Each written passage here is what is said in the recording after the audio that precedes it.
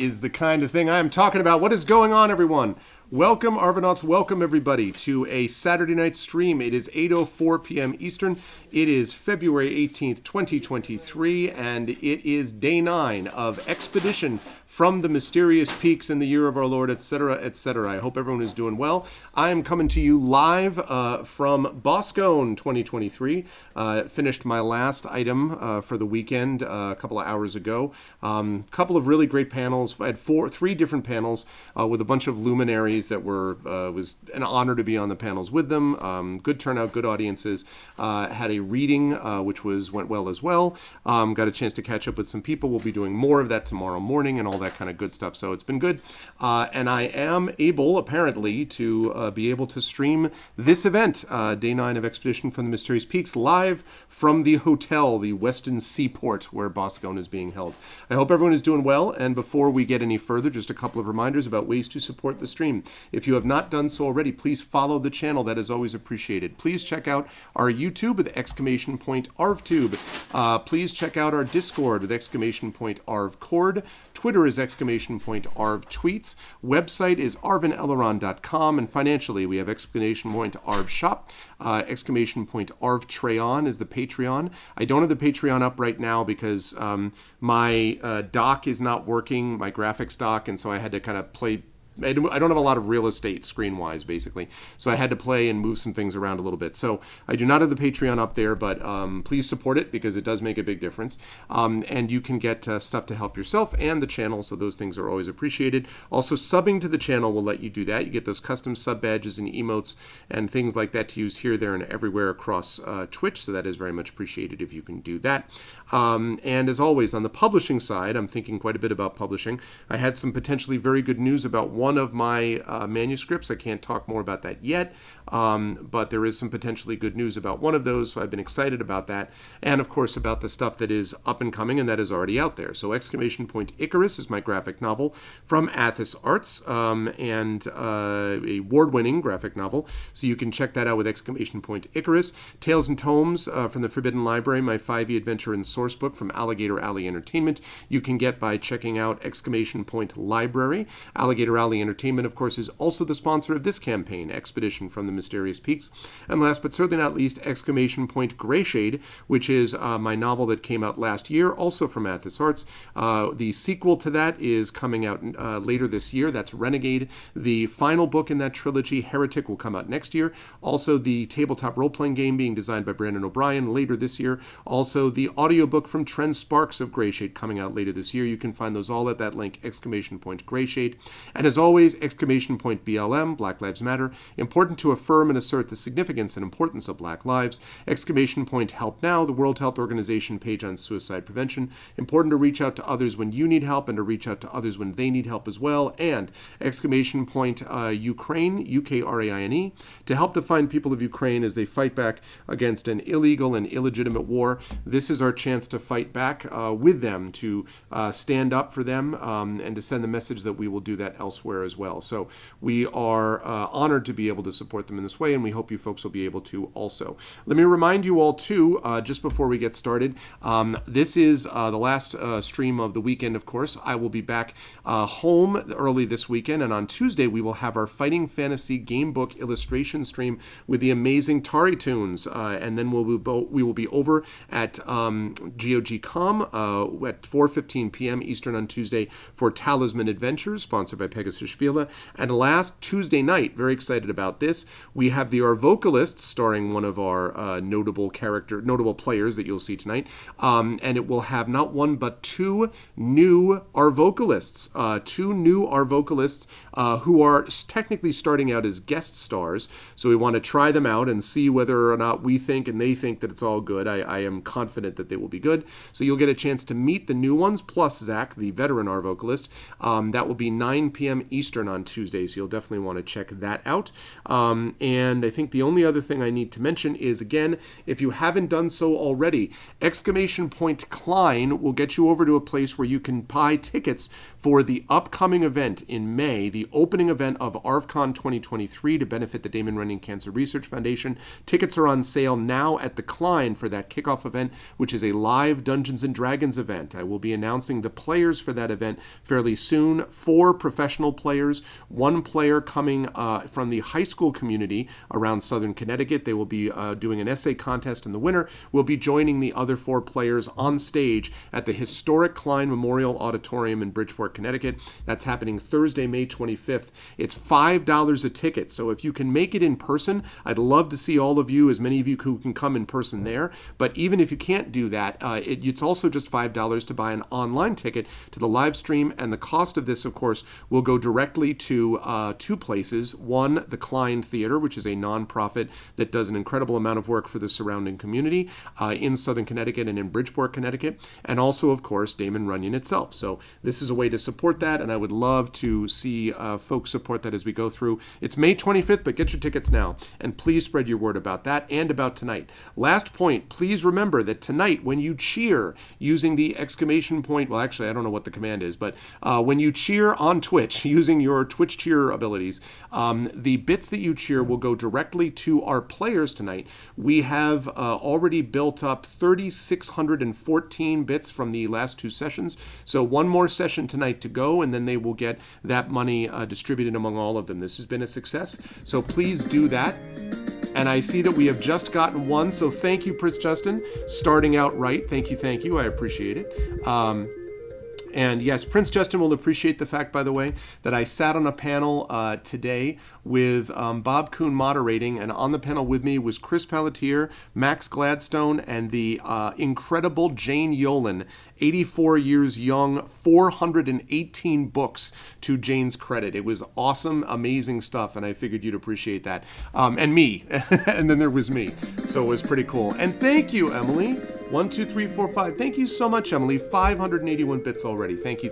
It was amazing. It was really great. I loved the dialogue panel. It was great. Okay, now with all that said, I am now going to unmute myself because we are now ready to go. I see 100 bits from JReb as well. My apologies to anyone I might have interrupted from my players. Sorry, I've only got a couple of windows to work with. Sorry.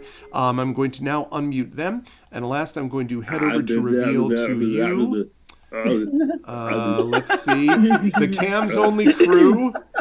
What is this? What is happening? We're just saying extremely controversial things about Stranger Things. In our secret language of we're the wrong people, Greg. Yep. I'm looking. What? And we're the wrong. Oh, we're definitely the wrong people. Oh, how did that happen? Well, you're not the wrong people. You're just the right people at the wrong time. We're different people. Yeah.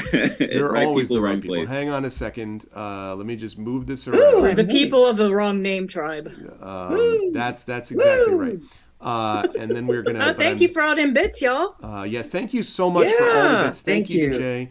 Thank you to 84 Years Fun. Exactly, Drew. Exactly. There you go. But no, thank you to everybody. Again, since I am coming to you from the remote setup, this is a little bit. I'm actually fairly pleased with how it looks, but it is a little bit different than normal, so you'll have to excuse me for that as we go through multiple cameras and things, and I don't have a lot of space to work. So we are here. We are here with everybody except one person, and that is Johnny Pittman. Johnny is not feeling well. He will try to join us later if he can, but if not, then it's going to be up to the incredibly, extraordinarily able and competent group of the 3 wonderful people that you see in front of you to carry the load of this amazing game tonight. And I will start with the person who is at the top right of the screen. I have to fix that webcam slightly, but I will do that as we hear from Toya Kristen Finley. It's good to see you, Toya. How is life in the universe for you? What cool stuff is happening in your neck of the woods? And who are you playing in our session today? Well, as you can see, as stream has started, my throat has decided to not cooperate.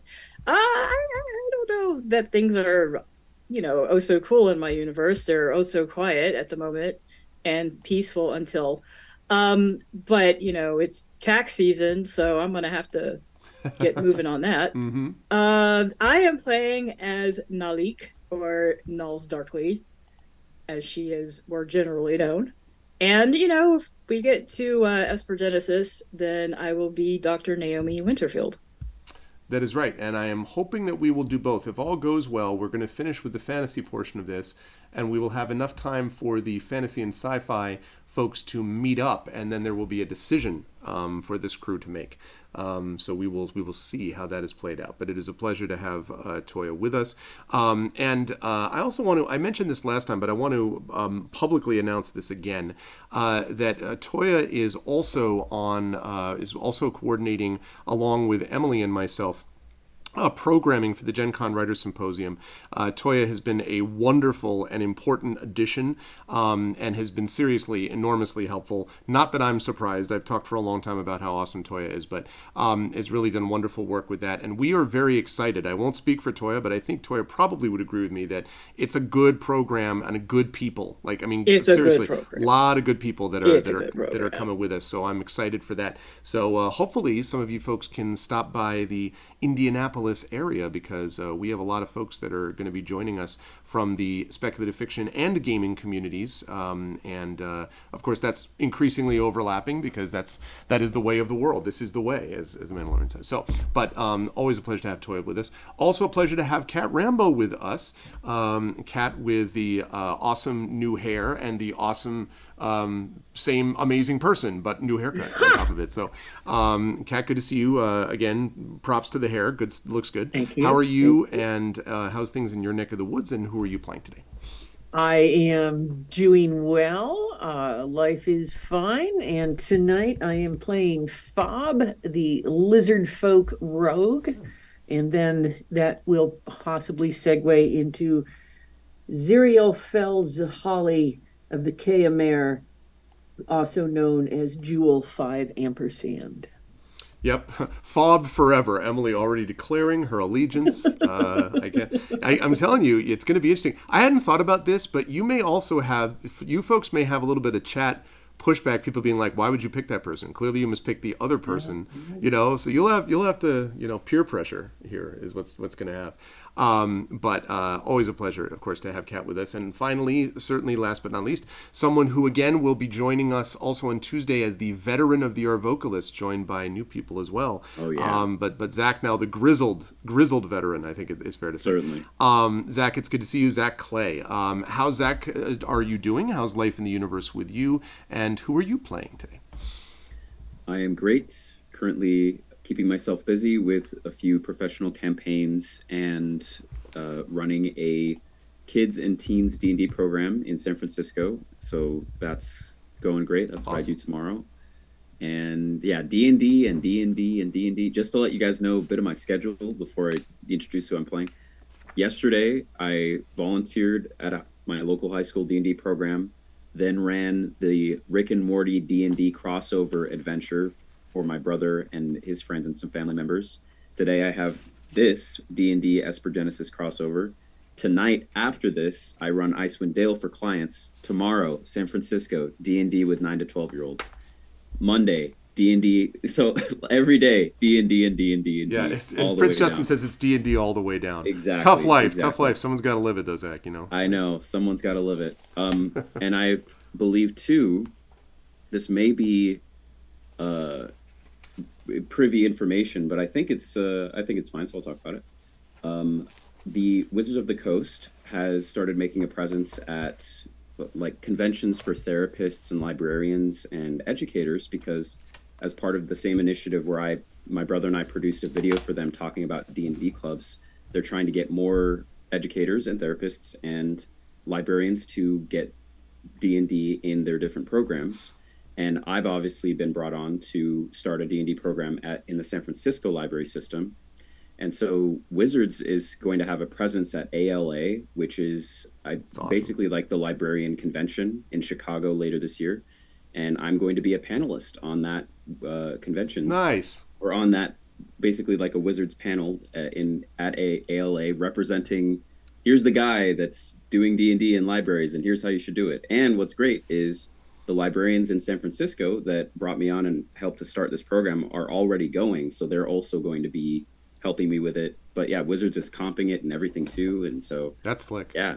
So that'll be a lot of fun. So that was some good news I got. And tonight, as you all can tell, D&D and D&D. Tonight, I am playing, at least to start off with, Beauty, who is a human warlock, eldritch lollipop girl, as is often said, and then later Dr. Jaraxxus, who needs no introduction. You just watch his intro highlight reel, which was edited and cut by his producer. Yes. And I look forward to hearing more because, smash that like button, Chad, if you really like what you see. Yeah, I need them for my sprite beam. Yeah, exactly. The more likes that you get, the more sprite beams you get. One other note that I want to make just very quickly about the library thing is that as part of this event that I've talked about with the Klein, the Bridgeport Public Libraries are going to be having a sort of a read more about it function where I think it's 5 or 6 branches of the Bridgeport Public Library will be offering 3 books that will be talking more to readers and students and children and young people about fantasy and role-playing. And this is all coordinated as part of the Klein event. So that's another thing that's exciting. And that may or may not have some connection to some people that talked about library stuff. I don't know what that connection is. You'll just have to wait and see, Chat, about what that might actually be. But I am extremely happy to have Zach and Kat and Toya with us today. So let's get into it. Chat, quick note also about programming.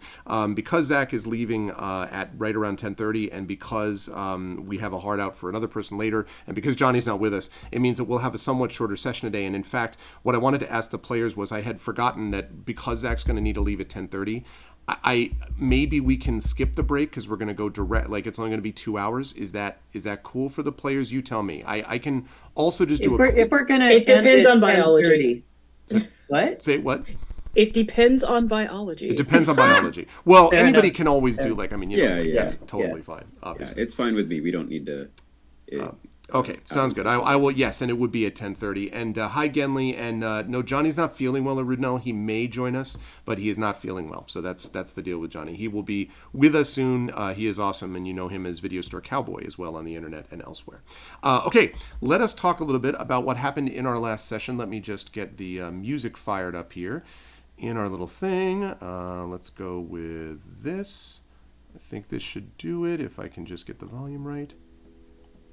There we go. Good, lovely. All right. Also, chat, can you hear the players and me okay? I want to make sure that, again, because I'm working on a remote setup here. Can everyone hear me and the players? Yes? Yes? Okay. Everyone's good? Cool. All right. Okay, well then let's talk about what happened in our last session. As you know, there are 2 groups, actually, of characters that these players are playing. The Espergenesis-oriented characters and the fantasy-oriented characters. The Espergenesis-oriented characters, of course, have a ship, the Sunrider, which ended up crashing into the surface of this mysterious planet. They managed to fight off some incredibly cute but actually quite dangerous creatures in the forest. They managed as well to get through the forest and then fight off a group of 2 large robotic, as it turned out, not creatures, but suits of armor with people inside them that had been somehow grafted actually into the suits of armor. And they met their Darmuth Rend, who was a what looks like an elven mage of some considerable power. They were able to assist Darmuth, and Darmuth, thanking them, asked them to accompany him because they were trying to find someone who could help them after this crash landing. And Darmuth asked them to accompany him to a place where he might be able to get them some assistance and also give them some information about the beacon which had drawn the Sunrider to this planet in the first place. While they were doing that, the fantasy characters of these players were brought together in Camria on Arkfeld for a celebration of Camria's creation. It was the first time that non-Camrians had actually been brought into this mix. So we had people from Renvarith and many other nations around a part of the Veiled Realms who were brought in as a part of this. But then something went wrong. Specifically, members of the Guard of the Primarch, who is the leader of Camria, came and ended up basically assassinating in full view of everyone this man, actually incinerating this man, who it turned out was the brother of one Elu Whisperwind. There was a battle which ensued. The party managed to escape by getting down into the sewers, and then came up out of those sewers hours and ended up finding themselves in a place with several other sort of unusual characters that were part of the mix. They met people who were also friends of Elu, actually. So they met Vitanda, who runs a shop basically elsewhere in Camria. He was a retired guard turned artisan and a good friend of the aforementioned Elu Whisperwind. They also met a halfling who had been following them, a halfling named Tana Bryden, who had been asked to follow them and who also knew Vitanda and Elu Whisperwind. And collectively, somebody just did something. Oh, Arudinel has added 1,500 bits into the mix. Thank you, Arudinel. Thank you, Arudinel. That is That's really awesome. kind of you. That brings us up to Thank you. 2181, which combined with the others puts us well over almost 6,000 bits now. So thank you, everybody. That is something which really helps the players. We're going to roll this out to other campaigns over time, but I'm really happy that this has worked so far, and let's hopefully keep stuff like that up. Thank you for your generosity, Arudinel. That's really kind. Okay, so anyway, they have decided, Elu Whisperwind has told them that clearly they can't stay here in Arkfeld. They are being pursued. The guards are everywhere, and there's no way they're going to be able to fight them all off. Plus, nobody even really knows what the heck is going on. They don't really know what's happening with the Primarch. It seems like there are these strange cultists who may have had some influence, but nobody knows exactly what they want or what everything is for. But it seems like it's a bad news bearer situation. And so the party agreed that they needed to get out of the city and down to a place where they could find some information. And Elu Whisperwind has just the thing, a kind of a mechanism, essentially kind of an elaborate hang glider, for want of a better term, that the party has to get to and then can use to fly off the city. No problem. They just have to get there somehow without being spotted or seen or, fighting their way amongst a bunch of angry cultists and a bunch of other guards.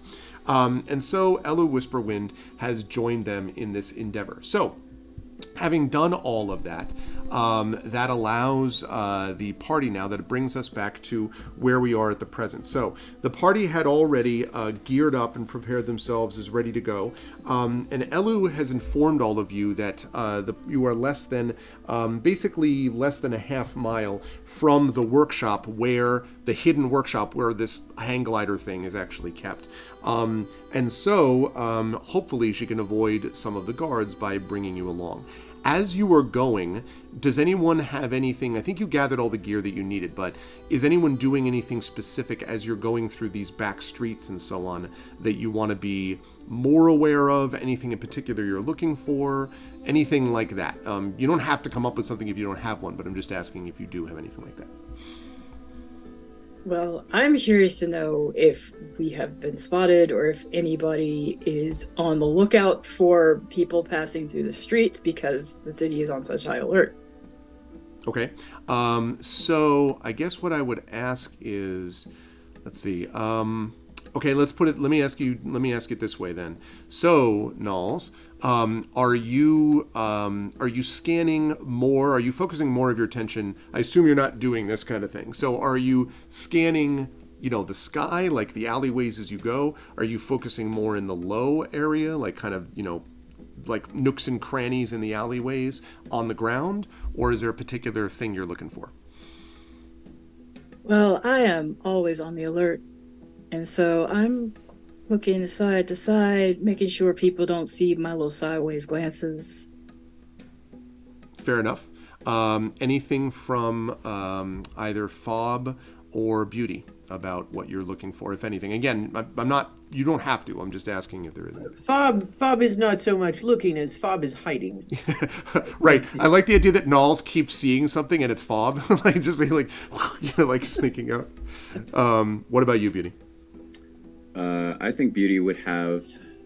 Are we? Because we're taking like back streets and things like that, but would it be fair to say that we're also wearing like cloaks or something like that? Because yes. I feel like we're all pretty recognizable. No, you are. You are wearing cloaks. Okay. Now, Well, let me put it this way. You're all wearing cloaks with one exception, and it's the person who is currently not with us. It's not so easy to put a cloak on a beholder. So it's kind of like a tarp. Baby, we are hiding the beholder. Right. So that is a question. Do the three of you, like, do you just want to basically have a floating tarp behind you, or how do you want to? I think do this? I think Beauty will, because she has a connection to beholders and eldritch things anyway, even though Beatrice is sort of a new thing. I think Beauty, also being kind of small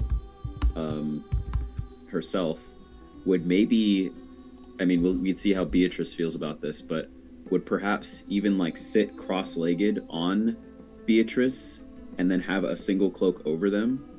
So you have a kind of a three kobolds in a trench coat kind of situation going on. Wow. Okay. I love. Oh, wow. This is the best image. Okay. I think you can probably do that. And so the effect of it is, but I want to point out, I'm going to ask Fob for a stealth check, and I'm going to ask Nulls for a perception check in a second. But what this means is that Fob is stealthily moving. So it's basically just Nulls walking along next to what is essentially a large floating. Now, it doesn't look like that. It's like gliding kind of next to you. Yep. That is the best. Put a white sheet over the beholder, say it's a ghost. Yeah, exactly. Yeah. Like that's more or less the idea. So let me have from Fob, please, a stealth check, and then a perception check from Nulls, please. Okay, let me make sure I do the right thing. Do you have the D&D and Beyond website? Great, and it's under skills, where it lists like acrobatics, animal handling, arcana, all those. Yes, that's where I needed to know where to go. Okay. Yep. So I just click on the little B. Yep. Right? Yep. Hopefully. We'll see. All right. Yeah, perfect. Okay. Well, that roll wasn't so perfect. I will try to get the dice roller up there when I can, chat, but it's a little again, I'm dealing with very limited room. So Fob has got a 20, which is quite stealthy indeed. Fob moves very carefully in your practiced way. Meanwhile, Nulls,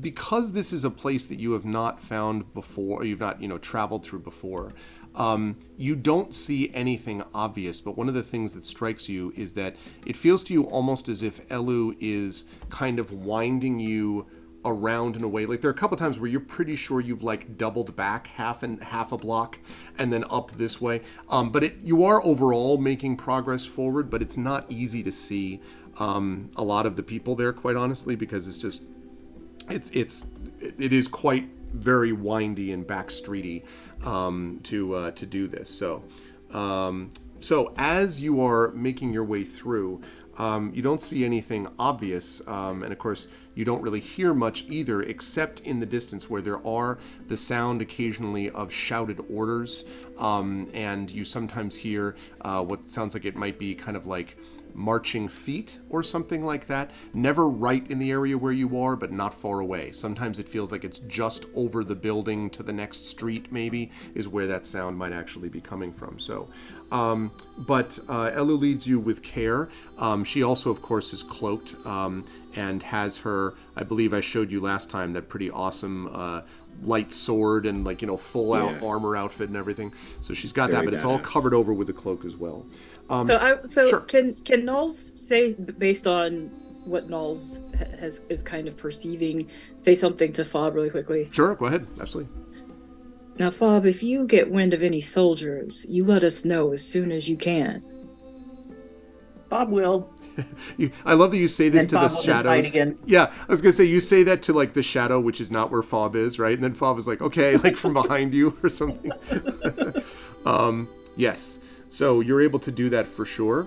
And that brings us to this, and I have a new map for the players. Let me bring this up to here. I have clearly, well done by me, the webcams are not right. Hold on. Just got to move it around. We're all fine here. Move it around. Just move it around, chat. Move it around. Move it Okay. around. There is Toya, and there is Zach, and let me get rid of that other thing, which I think is the dice roller. I like the dice roller, but not there. Let's move you down there. Okay, lovely, lovely, lovely. Wonderful. Okay, so we have a mappity map. Yes, we do. That goes there. Oh, wait, that's where my dice roller goes. I'm like, what's that space? That space is for the dice roller. Of course, I know exactly what I'm doing. All right. Of course, of course. Of course. Exactly as planned. Ho, ho, ho. Okay. Let's see. Let me just get that captured. Hold on. Bear with me 1 second. And Almost. so Elu is taking us here. Does that mean Taina and Vitanda have gone back to business as usual? Yes. And are not joining us for this venture? That is Okay. right. Partly because they want to be able to kind of play your. They want to continue to keep up appearances, basically. And so, although they may or may not be able to join you later, depending on how things go, but especially Vitanda has to try to keep up appearances. In fact, maybe even delay some soldiers who might, come along at some point if he can.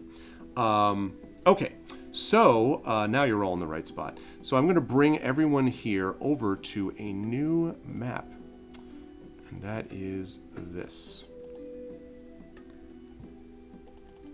Okay. I probably need to move now. Some of you, well, actually, can you folks all, including Toya, drag your tokens onto the eastern side of this map? Say right here, where I just pinged. Are you able to do that, Toya, or not? Because I don't remember. Where do we? You're going to have to tell me where my token is. Well, it's your character sheet. If I don't remember if you have it in Roll20. No, because you I don't can. think so. Okay. Then I will. I think the only other time that we use tokens, I think you had us choose some from your vast library. That's Yeah. right. Okay. Yeah. So give me a second. I can make one in a minute and send it via Discord, I suppose. I have tokens here for now, but we'll remember. I need Great. to remember that we should, attend to that. Partly because, I know why.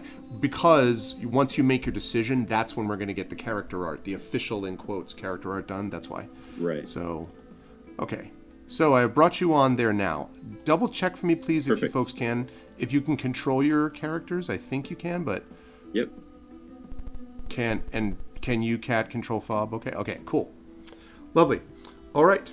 So at the western edge of the Skyreach here, there is a ramp extending to a stone platform, and it's girded by low walls of thick bronze.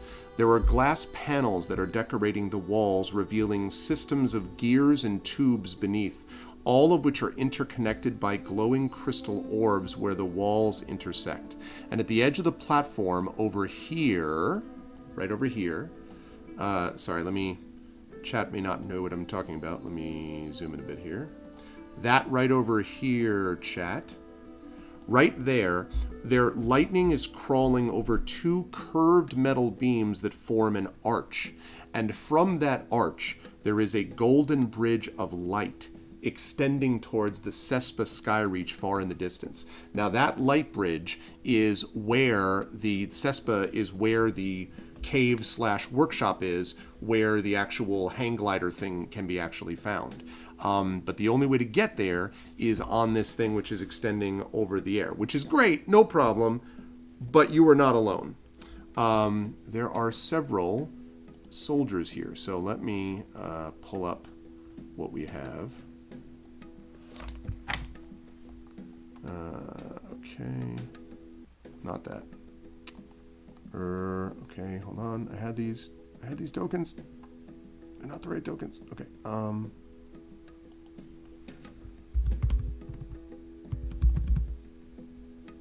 Okay.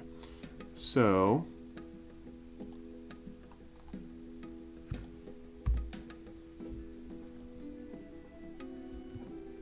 I know we have the. Okay, good. Yes. I was going to say I know I have these people.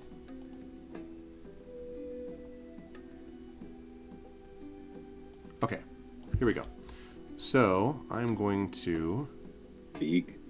Yes, this is all to scale, so they are 70 feet tall. No, that is not at all the case. Okay. So there are two of these city guards, I think you might say. that are here in front of the bridge. Let me rotate this so that they're facing this way. So we have one here, and we have one who is also the same size. That is facing here. They're facing outward. They are clearly guarding the bridge. At least that's the theory. There is also a person behind them. Bear with me 1 second while I get the thing up.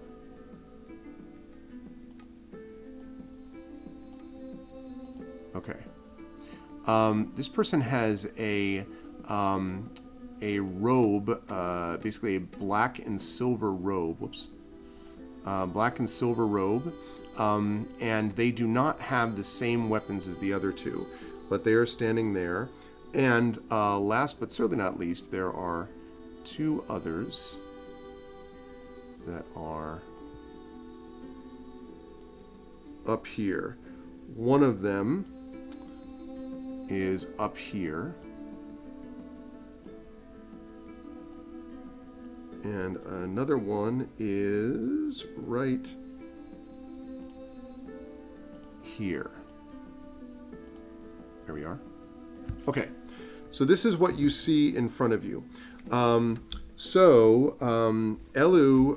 sort of comes up and sees this and whispers to you, all right, over there, that bridge, that's what we're going to need to cross. But we won't be able to do it just this way. We have to figure out how to get past them. The controls over there, you see them? And she points over here, right here. And she says, right now the bridge is on, but if we don't do this the right way, they could shut it off, and they could shut it off with us on it. We need to figure out how to get across without attracting their suspicion, or fight them all off, and then we can cross at our leisure. But it won't be completely easy. That back there you can see, and she points at this guy right here, is probably their local commander, if I had to guess. The others are just regular city guards. I don't know who these are, and she sort of gestures towards the one by the controls and the one over the stairs. I don't know exactly who they are, but they've all got to be part of the same, perhaps, guard crew. But I've never seen those ones over by the controls. Probably more work from whoever's got a hold of the Primarch now. Anyway, we have to figure out how to get across.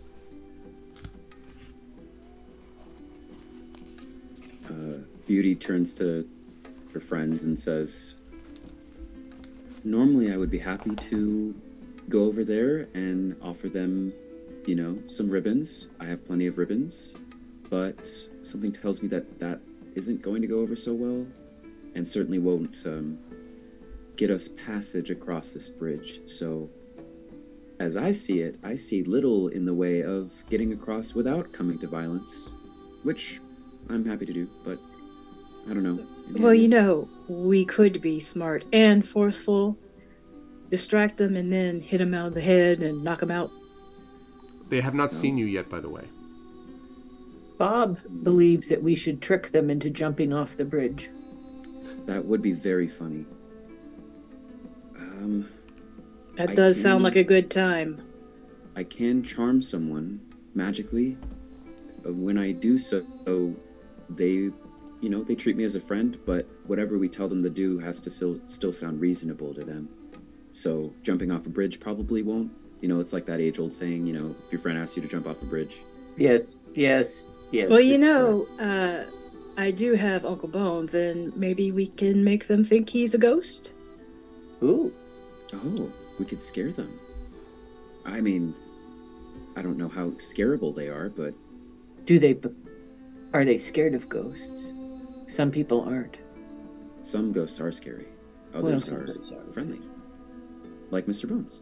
Well, if he gets a little rough with somebody and they don't know what's attacking them. As you're talking, the one guy, the person standing here, nods to one of the guards next to them, and the guard nods and turns on something behind them. And the arch that I mentioned that's above, the lightning arch you can see there, suddenly, like what looks like essentially a sheet of lightning, almost like water, comes down from the top. And the person then, the sort of the leader there, nods and looks at the one, and the person sort of puts something at their belt. If you had to guess, it looks like the person has basically turned on this gate, if you will, using some item at their belt. So the bridge is still on below, behind the gate, but you have a lot. You have essentially a locked gate at the moment. Yeah, they've lowered the When you portcullis say- to say. At their belt, like sort of like dangling enticingly off their belt? Maybe, Or Fob. like- You need to get closer to see, but maybe, yes, possible. Well, Bob is going to slip that way just to kind of see what the possibilities are of acquiring that item. Okay.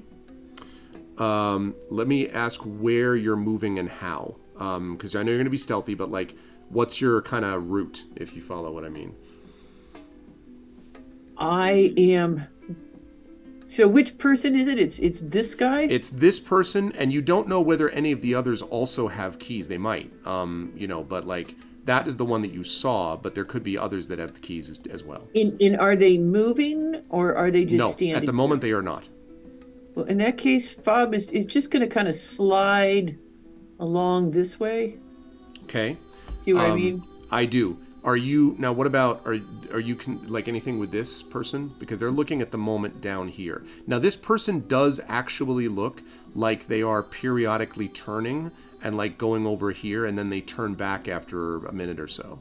So it looks like just kind of a mini patrol route, I guess, is the way you could describe it. Well, then I will wait until there's a good when they're going back up the stairs and their back is turned to slip by. Okay. While Fob is doing that, what about Knowles and Beauty? I'm thinking. Who should we target? I think Who looks cat- like the scaredy cat in this group? to scare them. Yeah, who do we go for? I think it might be the wisest to scare that person by the bridge controls. Because the last thing we want is to be on the bridge and there to be no bridge if we're on the bridge. So By the way, I should also, one last thing. Since you're all cloaked, it is also conceivable, even if they saw you, they don't know who you are yet. They are clearly on the lookout for someone, but you don't know whom. okay. Okay, Fob, let me have you make a stealth check while the others are thinking. Don't forget, chat, inspirations are always a thing. Sorry, I've lost. You know, Beauty, we can also give Fob a little distraction. Get over there, too. Right. But then how are we going to get across?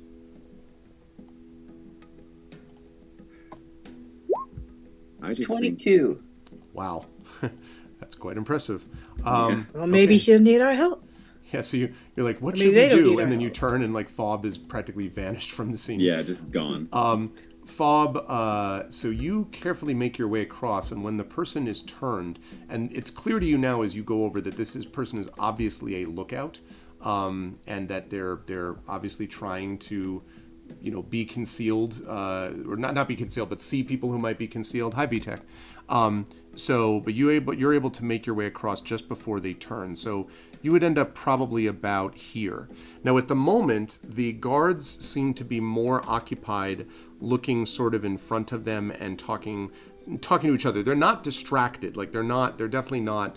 They're sort of alert, but they seem to be kind of murmuring to each other about, hard to say what, you're too far away, but plans or something, and so forth. This one, however, has not moved yet. They are sort of looking in this general direction still. This one is the one who moved around. So now you're here basically hugging the wall. All right.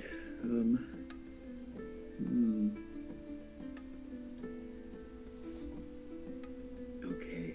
Oh, I turn to Nalik and I say, if that lightning gate is on, and we find a way to push them into it, that's a perfect, way to damage a bunch of them at once. But I don't know how we would do that. Would it Or to get damage them the on gate the- itself, though? Maybe, but it looks to me like there's the portcullis part, the gate, made of lightning, and then the bridge is separate from that. So I'm not worried about damaging the lightning thing. That just seems like a way to protect the bridge. Are we sure? No, but that's the fun part. Well, though, if we damage it and the bridge goes poof, then guess what? Yeah, no crossing. I know. Well, Ella, do you know about that apparatus? And she nods and she says, yes, it's a gate that's basically created from arc material. They're Magitech designed so that people can't really cross by. It's not designed to, it wouldn't, fry you. You just wouldn't be able to move through. It's a force field of some kind. But I know that most of the time the gate is not supposed to be down. It's intended to be kept open to allow free movement. I can't remember the last time I saw the gate actually closed. So if we destroyed that apparatus, would the gate still hold? Would the bridge still hold? Probably not, but that apparatus is strong. It was designed to hold up against attack from the outside. I don't know that we could do it with our weapons, not without alerting every guard in the vicinity. Well, it looks like the only thing we can do is turn it off. And she says, maybe that's what Fob's trying to do? Because by this point, Fob has made their way up to, I guess, maybe right around here, Fob, I guess, and then you'd have to tell me what you want to do next. But, and Elu says, but either way, the guards might notice eventually, right? yeah. Okay, I have an idea. Given everything we can do, I think they're not gonna let us across, and I don't think we're gonna get onto that bridge without them knowing. And if they know that we're there, they can just turn it off, and then we're all doomed. So we're gonna have to take them out somehow. I don't see a way we sneak by them unless we create a big distraction. So I'm thinking, what if we give Mr. Bones, that's the name of your friend, right? Mr. Bones? Oh, he's your good uncle. He's Uncle Bones. Uncle Bones, of course. We give Uncle Bones something like this. And I hold up a little bag of sand and I shake it. I just have a little pouch of sand. And what if they see a little pouch of sand walk onto the bridge? Or better yet, I think when you summon Uncle Bones, you might even be able to summon him past the lightning gate onto the bridge. And then have him hold something, or we could chuck something to him so that if they looked at the bridge, they'd just see a bag floating above the bridge. And they'd be like, oh, what's that? And then they turn off the gate, they go to investigate, and then Fob turns off the bridge. And then we start attacking people. So that'll take out one of them, maybe. Could we get all of them onto the bridge? That would be great. And here's the other question. Can Fob hear us? They need to know the plan. Yeah, because Fob clearly cannot hear you at the moment. And I can't really... No, we didn't go over hand signals or anything either, so... Maybe, because I believe in Fob, we can wait until Fob gets back. Sure. Okay. But So- we've got Sorry, go ahead, Ryan. We've got 5 soldiers to contend with here, and we need all of them on that bridge. So we need everybody helping out. This is #BelieveInFob moment. Yeah. So, all right, Fob. So now let's turn to you. So you're right next to, as you see. What are you planning on doing? Would you tell me? Are you looking at the guard? Like, what are you doing where you are? Well, honestly, I was kind of hoping other people would have gotten things exploding by now, so I could have just hidden in the chaos. But I'm also willing to kick off the chaos. Well, Greg, if we look at my character sheet, we will see that I have a bag of 1,000 ball bearings. Yeah. You do. These I are true do. statements. And I think it's time to use them. Okay. So I am going to sneak up, kind of like right about here. Okay. And I'm going to let those ball bearings start to spill out around this area. Okay. Directing it, are you sort of rolling them in the assumed direction of the... But I don't want him to. I don't want them to be too noticeable. So no, they don't have to roll exactly to his feet. But if somebody's coming at me, they're going to be hitting those ball bearings. Gotcha. Okay. Let me have you make, please, a stealth check. We're going to see how stealthily you can release these ball bearings. Is it going to be yakety sax on this bridge? An 11. 11. Sounds like a ballsy plan, says Leidenbach. Nice work, Leidenbach. Well done. Okay. So you drop a bunch of these ball bearings slowly. And as you do so, this guard, so let's have you move right here, actually, Fob, if you can. This one here, as the balls roll out, is kind of like, and sees these metal balls apparently rolling out and kind of looks curiously and steps forward. Now I will note two things. Doesn't step all the way out yet, just steps here. You can see dangling from their belt, they have what looks like essentially like a taser stick, almost like a staff with some kind of electric sort of arcing current on the very end of it. Essentially like an electric halberd, for want of a better term. So you can see them with that, but you can also see that hanging from their belt, there are a couple of things, and one of them looks to be a glowing pentagonal object, which is glowing the same blue as the arcing electricity here and the glowing orbs as well. So it also seems to be some kind of Magitech derived energy. I mentioned that only because since you're close, you can also see that same octagonal shape in next to each of these levers right here. Well, Like underneath the lever, there is one of these things. And you think also maybe over in this pillar as well. So there are these same octagonal glowing shapes as the thing which is hanging at the belt of this person. Fob is envisioning the universe going the way Fob wants it to go, Okay. which is a carefully constructed mental vision of this guard stepping forward, tripping on a ball bearing, and then as they are going down, Fob both slips past and makes off with that key. Okay. And then Fob is going to wait and see if the universe delivers. Okay. But that is what Fob wants to kind of try and get around and take that thing. Okay. So they have stepped right up next to where you are, so close that if they like moved a step forward, they could look over either direction. They haven't moved quite into. They're standing right there, sort of like looking down at these things, and then they not kneel down. They sort of crouch down to look at the balls, so that you can actually see, like in profile, their face just past the pillar, looking at the little ball on the ground. And the key? The Does it key look is like- right behind. It's like right next to the pillar, like so. Can I reach the key? Maybe. They're close. If they could move out another foot or two, you could. Right now they're just sort of like I'm gonna peering down.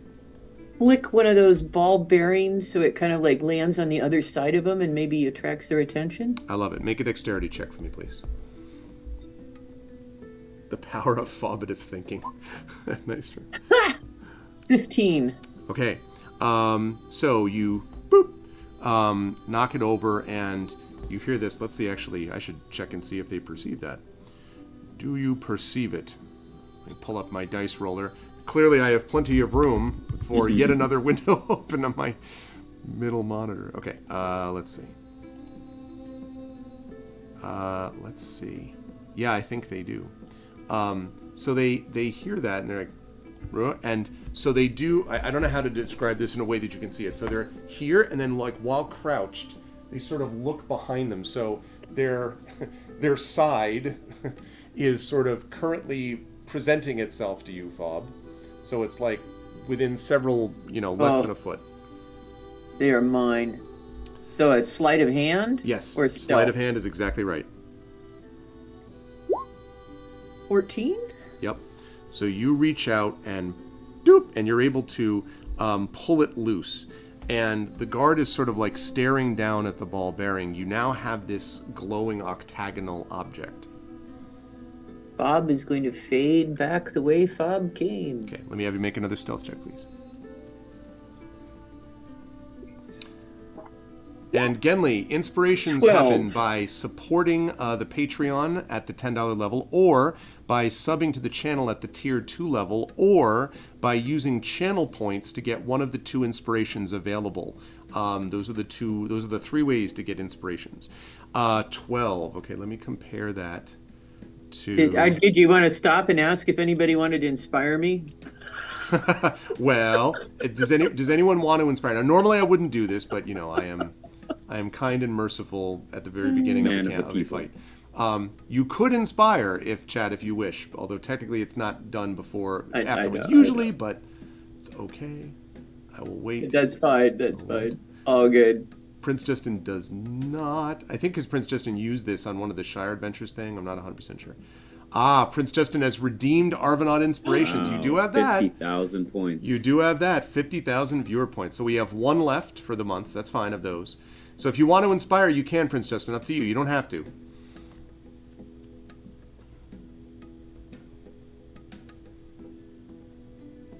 Yay! All right. So Prince Justin is inspired. Okay. Make Thank you, your Paul. second roll if you want, Fob, for that. Okay. If I want. Oh, Let's yeah. try There you go. 21 There you go, instead. Prince Justin. You just Yay, swapped the numbers. thank There you go. So you quietly move over, and you can head back to here. Now, presumably, you're not going to have a whole lot of time before the guard figures out that they don't have their thing, but at the moment, anyway, they don't notice. So you're here. That's where I assume you're heading. Oh, and actually, are you waiting? I shouldn't have said that. Sorry. That's fine, but the lookout here, are you waiting again, or are you sort of risking it a bit to go across? Are you waiting? I'm going to wait again for him to Okay. be turning and going. One final stealth check for me, please, to get back to your friends over there. Nice work, Prince Justin. 22. Oh, yeah, listen, no problem. Okay, so you can get back over there to your friends, and you see Fob silently, almost miraculously, in the stealthy way of Fob, get back over to you on this side. Now, what is that guard doing now that Fob has the device? This one over here? Can you ping that at one again? Yes. Yeah, so far, nothing. They were looking, and you can't see them. They may, because they were still crouched down, so you don't know what they're doing yet. Okay, so as far as we know, they have not detected us. Right, you don't know how long that'll last, but yes. Okay.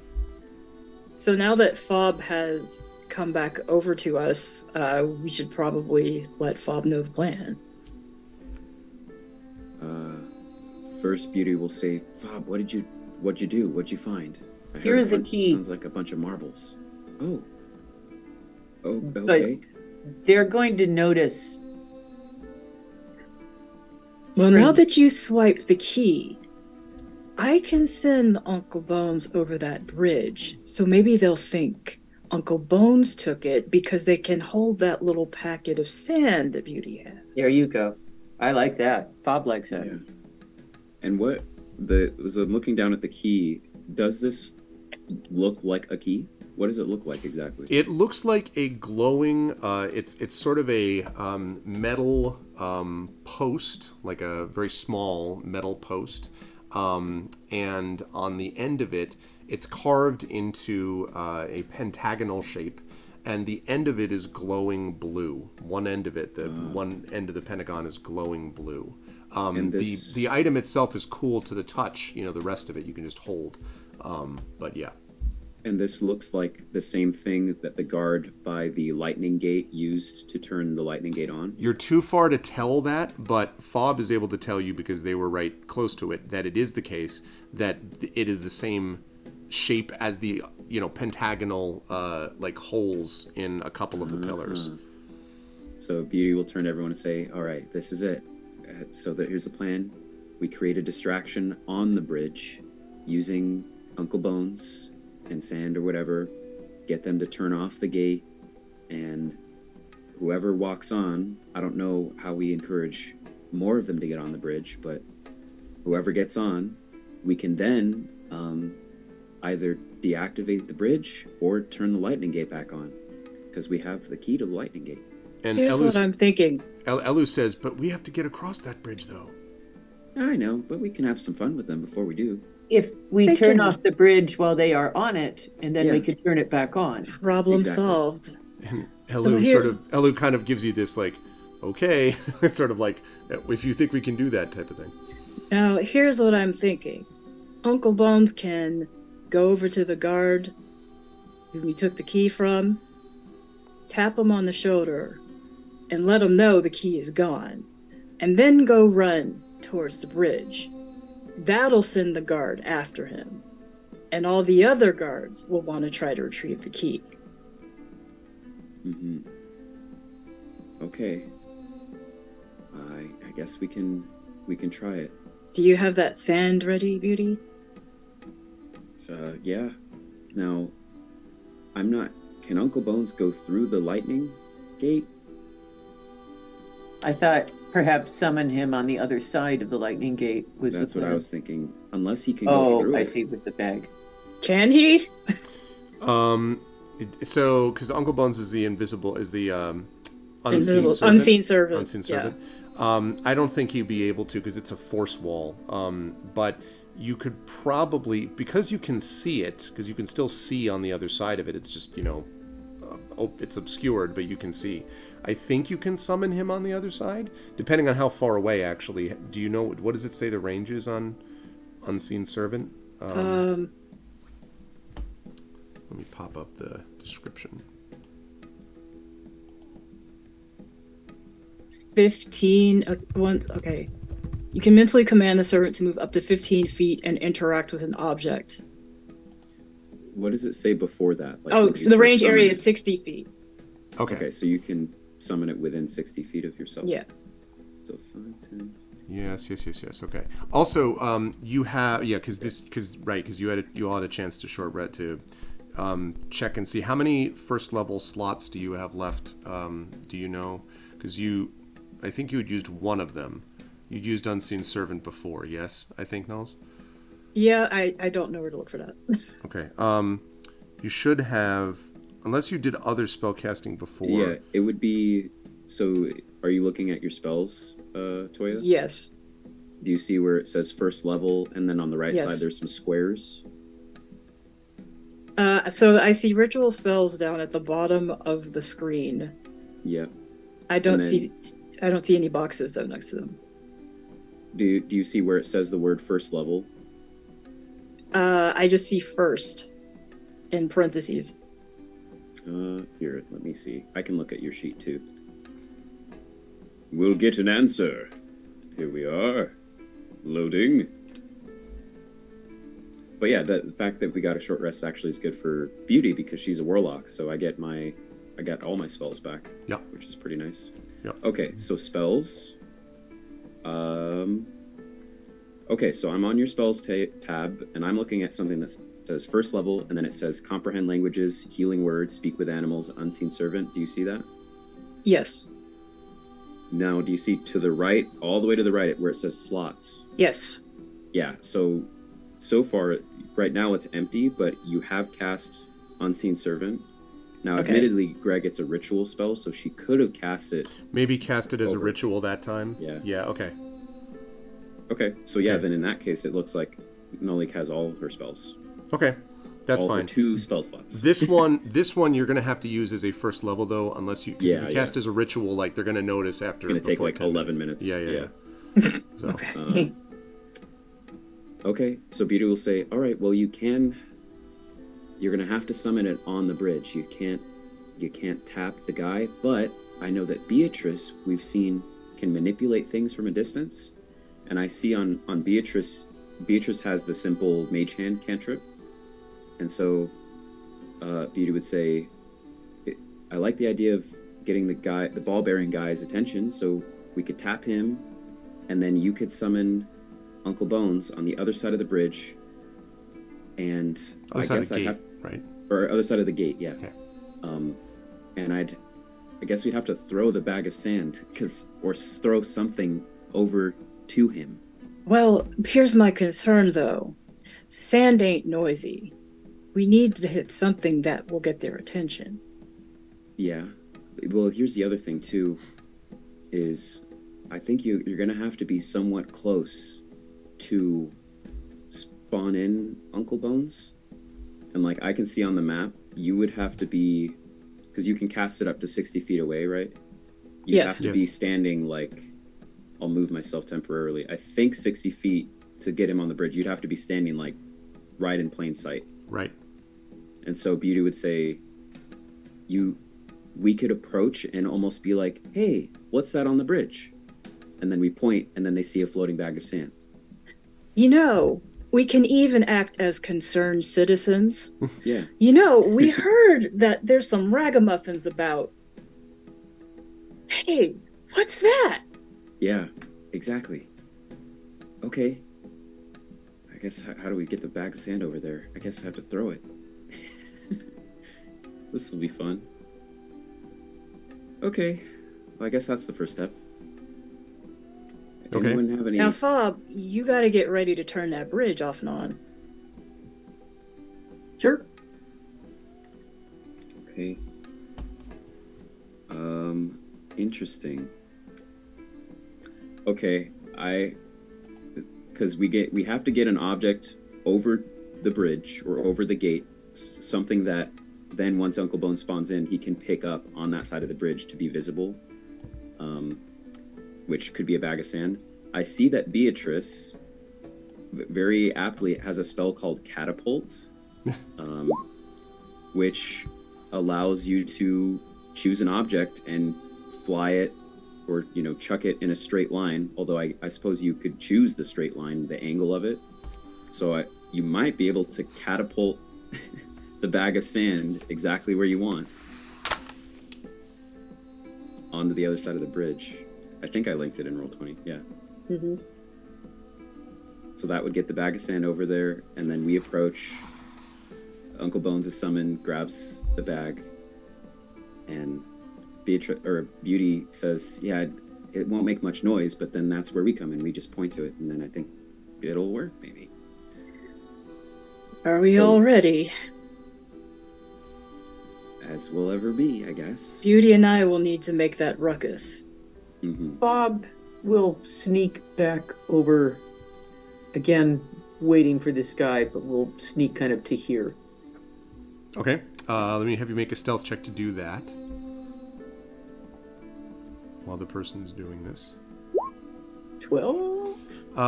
Still okay, although this one sort of like turns over. Like you worry at first that they caught like sort of your tail, like as you just sort of zip by, but it looks like you've just avoided being seen here. Also, this guy up on the stairs. Now, when he comes down, might get really curious about us. Somebody could take him to the back of the head, right? And just knock him cold out. We could try. We could ambush him right now if we want. That might be kind of risky. If the two of us are up front, somebody can stay behind us and give him a little whack. Hello, maybe? Yeah, you up for that job? And Alu says, yes, but you'll need to make sure that you folks are ready down there. If I'm dealing with him, I can't be helping down there, at least not immediately. Okay. All right. Step 1, Beatrice. I'll look down, and I suppose we're to get an object onto the bridge so that there's something visible there. I would like to have Beatrice catapult this bag of sand in such a way that the straight line is at an upward angle, and get it to the other side of the bridge. And if the bag breaks open, that's fine, or whatever. But hopefully using the spell will make that more accurate rather than just giving it a chuck, especially from this distance. Okay. So let me bring Elu on here for the moment. This isn't the normal one, but it will be useful for this. Mm-hmm. Okay, so order of operations. Elu is going to sneak up behind. Fob is going to head over to try to chuck the. Sorry, give me the order of operations. So Elu is going up to deal with this guy. Fob, you're going where to deal back up here? Yes, I'm going up to. I'm going to end up going up to that. I want to end up at this thing, but once things start happening, I want this guy to run around and for me to go past him. Okay, gotcha. Does that make sense? Yes, it does. And Beatrice is going to be the one who catapults the bag of sand. Where does Beatrice want to be to do that? From where? I suppose as far away as possible. Okay. So that they don't see us do that. And so I don't think these distances, or they're kind of accurate actually, it looks like. About 90 feet, so... Yeah. Now, important to note, straight line. So... Right, but could I... you could arc it. Yeah. You could, not arc it, I mean, you could, angle it up, so... Right. Yeah. Yeah, that's what I'd like to do, so that it goes over the lightning gate. Yep. And then hopefully the fact that it is a straight line means it will land on the bridge without problem. You know, it's we're kicking a field goal right now. Yes. Okay, and then Beauty and Nalls, what about the two of you when that's happening? Beauty and Nalls are going to approach the guards to get close enough to summon Uncle Bones and then yell, "Hey, we hear that there's been some trouble afoot. Oh, did you hear that?" To make sure that, and point to make sure that they see Uncle Bones on the bridge. I love it. Okay, I'm going to have Beauty and Nalls come straight up here. While they do that, I'm going to have Fob make a stealth check, and then Beatrice is behind, and we'll deal with that in a minute. Elu is also going to make a stealth check, which I will do myself. 25. Okay. Wow. Fob continues to just silently walk on clouds. Okay. All right, Fob, so go ahead and move yourself. This guard is now turned around and is standing and is sort of looking down at these set of ball bearings, which are still kind of rolling around slightly. Beatrice is behind there. So as you come up, the three guards here sort of, stand up, stand to attention, and this one comes forward and, "Bridge is closed. What are you doing here?" I turned to Nalik. Beauty's going to start to distract, hoping that Nalik will then summon... Oh, well, first of all, have we successfully catapulted the sand? Not yet, because I assumed that Beatrice was... You were coming up, and then Beatrice is doing that now. So now, because Beatrice has to come within 90 feet, so... Right. You want it here-ish, is where you want it to end up? Yeah, just on the other side, however close, I guess. So if you're going to go 90 feet, this is, what are these, 10-foot squares? Usually 5. Looks like. Yeah, let me confirm. Yeah, 5. Yep. So 20, 50, yeah, so about here. So okay, so Beatrice comes up here and then fires away. The bag of sand catapults, weighing 1 to 5 pounds, that's fine. Catapults right above it, and then lands lands here-ish, and is floating, right? As soon as Uncle Bones, yeah. right? Yep. Okay. So while Beauty is creating distraction, Nalik is going to sing under her breath to summon Uncle Bones. Got it. All right, Beauty, what's your distraction? What do we got? I think Beauty just said while Nalls distracts, so I like the image that both of you are like, No. No, well, I will distract while Nalls is casting. Yeah, so Beauty says, "Hey, I heard there was some trouble going on in the center square, and some people that are wanted in the town, or people gone missing, and we just noticed there were crates shifting about, and almost like someone invisible was moving around."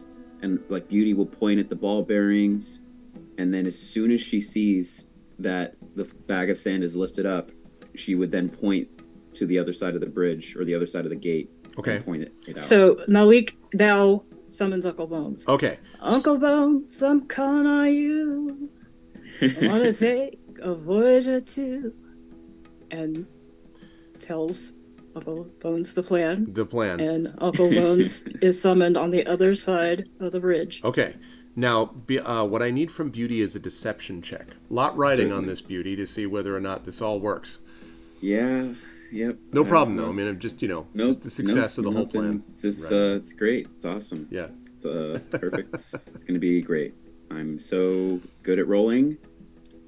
This is, yep. Okay, that's not terrible. It's a 17. Okay, 17. Let's see. What do they think? Okay. So, so the one kind of like, what do you mean? And did you say the last part of it was you point or no? No, not yet because of Uncle Bones. Yeah. So they kind of look at each other and it's like, what do you mean that there's like crates shifting and what? And they're sort of, now you can tell they're definitely kind of like thrown off a bit, like they don't exactly know. So Uncle Bones is then going to sort of be summoned on the other side, and you do in fact see the bag of sand lift up, being held by Uncle Bones. And Beauty will make a shocked face and point directly at the gate and say, "Wait, what is that? There, is that it's a floating bag of sand. Is that an invisible person?" Okay, now they turn and go, huh? And they sort of like stare, stupidly at the bag of sand.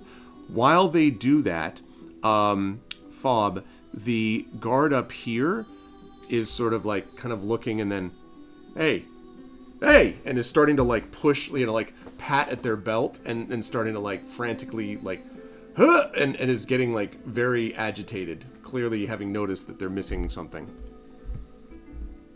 That's very sad. I'm just going to remain exactly still where I am. Okay. All right. So they take a step forward. Now, as they take a step forward into your view, they're not looking at you. They step forward this way. Fob, they are right near a set of these ball bearings. You don't know that they're stepping right on it, but they're right near a whole bunch of them. What if a hand reached out from the shadows and pushed them? Would they be more likely to fall on the ball bearings? I think that might be a slight encouragement to fall, yes. But I would like you to make, please, for me then basically this is I'm trying to think if this is strength. You do have to shove a little bit. It's not a really hard one, but you do have to shove. Or athletics, I would take if you had that. Not acrobatics, unfortunately. You cannot flip over the ball bearings. The ever so strange strength-based sleight of hand? 12. I'm sorry, wait, that was stealth. Why did that go as stealth? It was supposed to be it shows athletics. It shows athletics. Okay. All right. That's fine. They're not actually paying attention. So you push. Now I'm going to see if they make their save. No, they sure don't. So this one goes, you push, and this one goes, Hua! And lands on the ground. Behind you, Fob, you hear a doosh and a from up here. Presumably, Elu has done her job. These three now start turning back around to see that the person has fallen. Whoops, sorry, not that they've shrunk out of existence. My fault. The person has fallen. There we go. And they, whoa, what's going? Okay.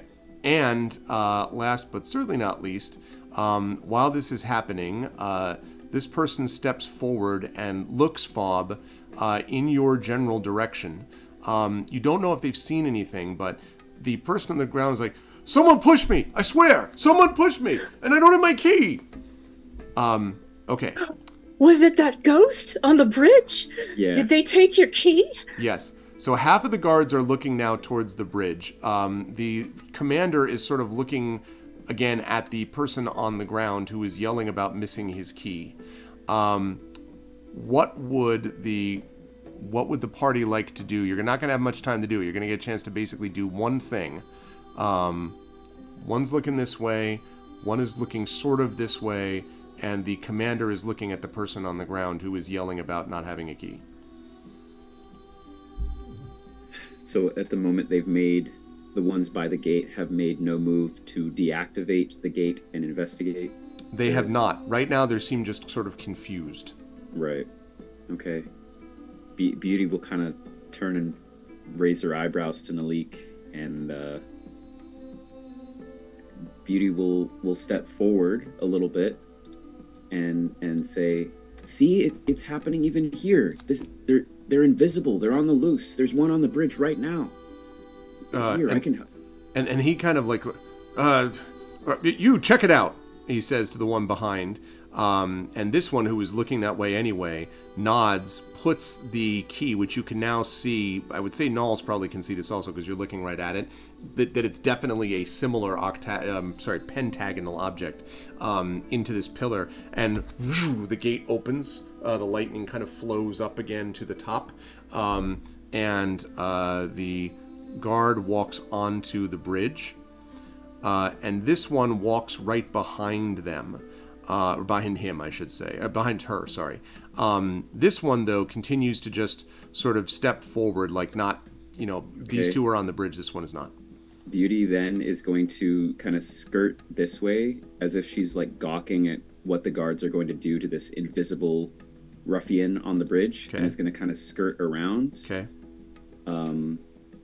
Do I see, I know that there's an activation port or whatever it happens to be for this key on this side here, but as I'm walking, maybe at like this point, do I see that there's also one at the bottom? There is not one on this pillar. Okay. There is one on this pillar.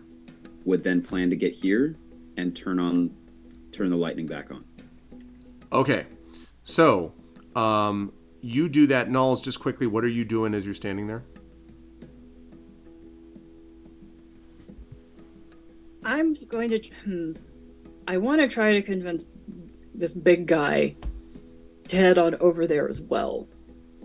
But I'm not sure how to do that. He seems pretty occupied with this person who's struggling to get to their feet.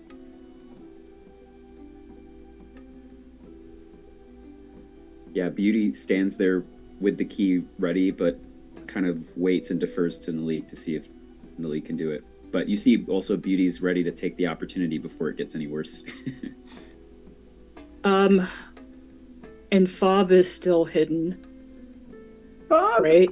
Fob is worried about this big man here who Yep. is looking in Fob's direction. Yep. And so Fob is waiting until that person is not looking in Fob's direction, and then will go here if possible. But if they are staring fixedly, then Fob will simply stay right there. The problem, Fob, is that they are moving in your general direction because they're moving to find out what's going on with the one on the ground. Even your stealth skill may make it difficult if they get close. They're not that far away now. So, yeah. Okay, I'm looking to see if I actually have something, because the guard on the ramp is out, right? That guard is unconscious? This, you mean up here? Yes. Yes, this guard apparently is unconscious, yes. That guard is unconscious. The guard who fell on the ball bearings is what physical state is that guard? They're in? struggling Are they to hurt? get back to their feet. They're not unconscious or anything. They're just Okay. struggling to get back They're to their struggling feet. to get, so if that guard, if the big dude gets taken out, that gives all of us the well, Fob is close enough to then turn off the bridge. It would not eliminate all of the guards, but it would get rid of 2 of them. Could Fob turn off the bridge, then turn it back on in time for all of us to run across, is the question. The ball bearings are all over the place. So the dude might just do a sideshow bob and keep stepping on the rake. Yes. So I have also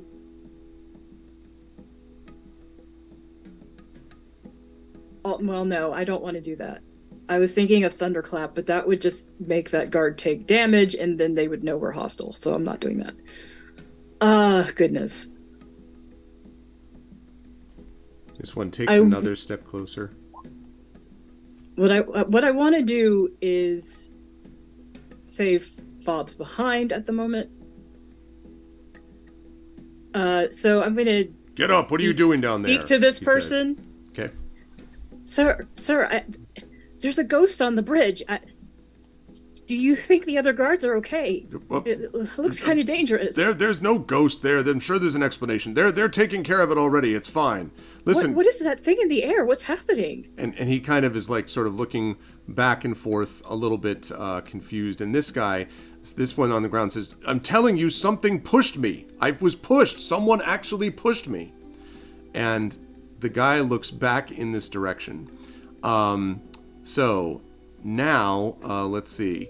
Over here, he also notes, this guy also notes, you, and says this to the floating, the floating Beatrice tarp.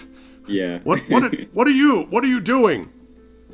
And the tarp is there, just kind of like, what is this badness? And the guard here finally gets back to their feet, and says, "I was pushed. There's something right there," and points into the shadows and turns here and goes, and his eyes widen. Fob, clearly this one has seen you now. Oh no! I think at this point I would like us to roll initiative, please. Fair enough. Gosh. And let's see what we're gonna do as this goes here. Let's get some Right. combat music going on here. Am I just rolling a plain old 20? 20, and you're rolling. You're adding your dexterity modifier to and- that. Yeah, there's even a button on your sheet, right above the word actions, and next to the shield for armor class. Okay. Next to the shield armor class. Mhm. So I'm on actions, but I see all. Yeah, and it's above the box that actions is in. It's in a different box. It's just slightly above. Okay, so there's the all button. I don't. Oh, I see it. Yeah, Okay. perfect. And I can I'm going first. Click. I can run Beatrice. Okay, that'd be great. Thanks, Zach. Okay. Oh my goodness. The turn So order I got a is 14. very odd What? looking. Yeah. What do you all see? Do you see Fob with a 17 or with a 21? I see Fob with a 17. Okay. Yeah. Fob with a 17. All right. So let me get rid of that. I think.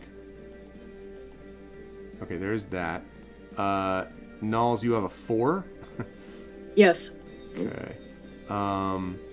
Let's see. Beauty has got a 14. Yeah, 14. Yep.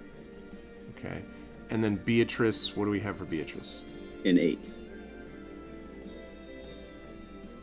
And then if you could give me control of Beatrice too, or give us control. I will do that. Okay, can you see Beatrice now on the turn order? No. Okay, let me add Beatrice in here. Okay, so now you should see an 8, yes? Yes. Okay, lovely. All right, let's see. So we got a 17. We have got a 14 for Beauty. Hey, Beauty, do you still have your 1 temp hit point, or has that gone away? I think that's gone at this Okay. point. But I do have my spell slots back. And I Right. should be at full health too because of short rest. Well, if you used your, if you used your hit dice, it wouldn't do that automatically. It was not a long rest. Right. Did we roll hit dice when we took? I don't remember. I don't us- remember if you did or not. Yeah. You would have needed to because Beatrice was in bad shape, for example. Yeah, I don't even remember us establishing, like, we were in the basement, and then I Right. think we sort of ended a session. I'm not sure if we even established that we took a short rest until Yeah, you you said did so. take a short rest. Well, I should say that was the intention was for you to. Okay. So you could do hit dice if you like. Okay. I don't. Fob might need that too because I think Fob, you got a 7 out of 14, right? So Yes. you have a. Do you have a? I think your hit die is an 8 or 6, For beauty. for For fob. 8. An 8. Do you want to roll one of your hit dice during that short rest then, fob? I would like to, yes. Okay. So if you could do that now, we can get your So just hit points up. roll 1d8. That's right. And add your con modifier to that. And I guess, can I have, although, let's see, Beatrice, And it's up to you, Beauty, said, if you want to use one of yours. You're a 10 out of 11, so. yeah, Oh, wow. Check you out, Fob. which Very we're nice. we're level 2, right? I think Yeah. 11 was my old health, because I have a max of 19 now. Oh, for okay. level My 2. fault. Yeah. Okay. Fob, what is your maximum right now? 16. 16. Okay. So I did not. So, but still that now, and so now you're up to 16 Now I'm at 16. maximum, Yeah. right? And here, I'll roll a hit die too. Not that, I had myself as 18 out of 19 anyway, so now I'm back at full. Okay, so you're at 19 out of 19. Okay. And then- Now, Nulls, what I think we may not have done this. So your max hit point total now would be. What do you remember? What we rolled your max hit point was? No, I must have the old notes. So my sheet still says level 1, and mine is 10.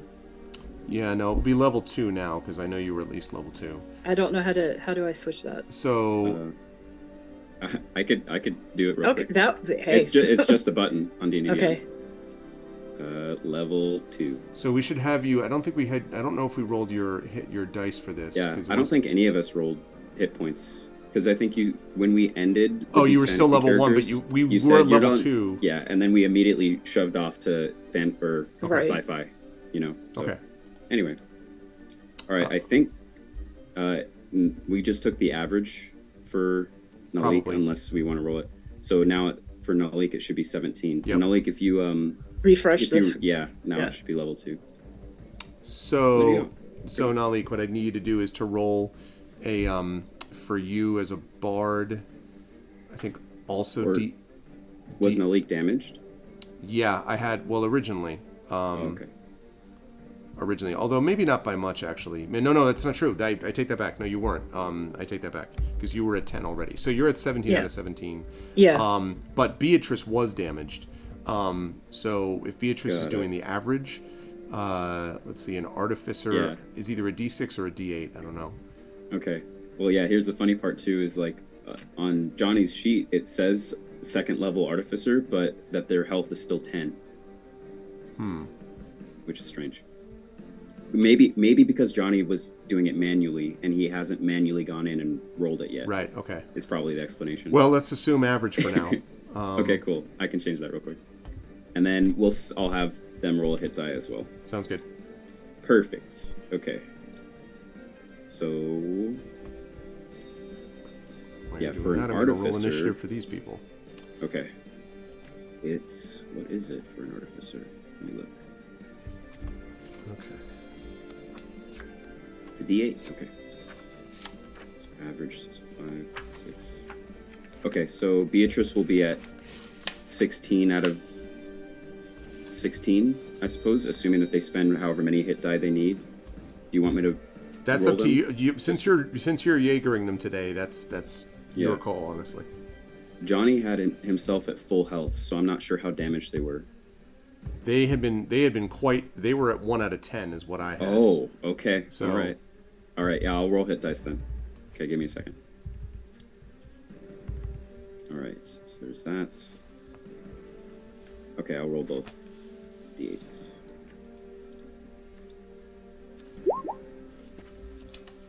Okay.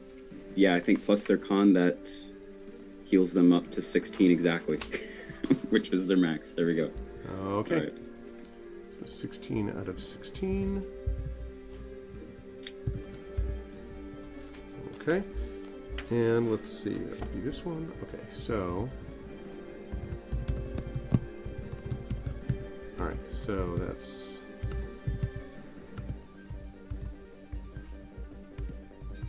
Okay. So that is. Okay. They have. Right. So we're looking at 18, 16, 16, 4, 12, there's 5. Okay, so we have them. All right. And these two. Okay. A lot of moving parts, but. All right. And that.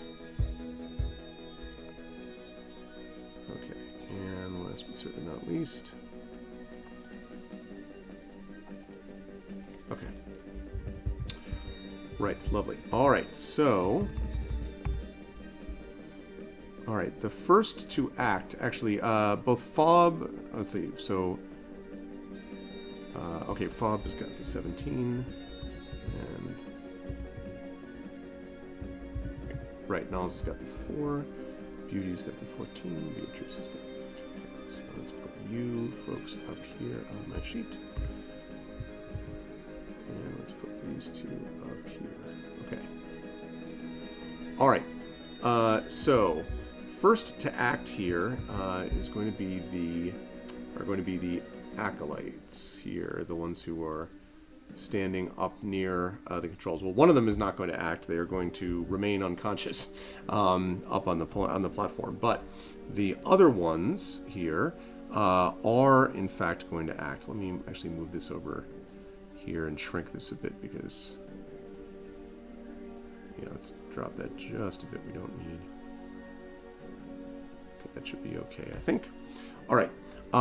So this one over here now is standing, and they are going to step forward to you, Fob, and they point down and they say, "It must have been this one right here." They clearly now have obviously noticed you, Fob. This one that you originally pushed over. They have not attacked yet, but they do draw their weapon. So we will talk about the implications of that, what you want to do about that in a moment. Next to go are these two, and they come over to look at basically the bag of sand. One of them is going to reach over to the bag of sand, and they basically grab onto it. Now, I don't know what Uncle Bones is going to do with the bag of sand. Did you inform Uncle Bones? Because you can't really give them lots of commands in the moment. You got your own problems. But what was Uncle Bones going to do with the bag of sand other than hold it? Uncle Bones is going to try to keep up the charade as long as possible. Okay. So if they're trying to take it Keep from away. him, he's going to make sure that they get farther down that bridge. Okay, so they reach for it, and it's like the floating thing is just like, right, and they keep like, so they kind of like, what? Hey, and you hear like, come back here, and they go further down the bridge following the bag of sand. Okay, so far so good. That leads us to Fob, who's up next. So these aren't evil people. These are just regular guards trying to do their job. This right? one, not necessarily, no. This one looks like it's actually someone who might be one of the cultists. They're definitely not higher ups, though, so you don't know how much they know. These two here are definitely guards, and this one looks to be kind of like a lieutenant, sort of. This one looks like one of the cultists, although they're not dressed in the same color outfits. But again, they're definitely not a higher up. I mean, they're sort of, they're following orders to the extent that matters. I am pulling the cultist mask out of my bag. Again, this is noted in my inventory. Just want to say. Yes. I am putting the cultist mask on and saying, "I'm here to report." While they're looking at you? Yes. Okay. So Fob, so the acolyte is just staring at you, and you suddenly Fob puts on the mask, and it stops and is like, what? Okay, I need you to make a deception check. However, I am going to have you do this at disadvantage, Fob, insofar as you did push this person on the ground a second ago. At least that's what they think. They didn't see me push them. No, but they felt where the shove I came from, and they're looking right at you. happened to have been in the... So deception. All right. Deception. This will be a disadvantage. Unless wait, so don't roll do it yet. twice. Don't do it yet. Unless the chat wants to inspire, that would compensate for the deception. That would compensate for like the that would be- disadvantage. asking a bit much of the chat, but should anyone feel like doing so, I will pause. All right, I'm gonna roll. All right. Wow. 21. 23. Okay. That's the 21 with oh my disadvantage. All right, let me see. Let's see if they pick this up. So one's like, "Well, but you just pushed me though. Why are you where are you? What do you mean? Why you're here to report. Why are you pushing me then?" They look completely thrown off. And I'm just gonna report. I'm here to report to the commander. Well, and so the commander will actually have a chance to react next, because actually, do you do anything else, Fob, other than that? Like, do you step forward when you say this, or other than the mask? Sure. I step forward as though there was no reason anyone would ever question I was there, because I am a confidence lizard, and I am just full of confidence, and I'm like, take me to the commander. Okay, we're going to see how the leader back here reacts to that in just a moment. Beauty, you were up first. Oh gosh.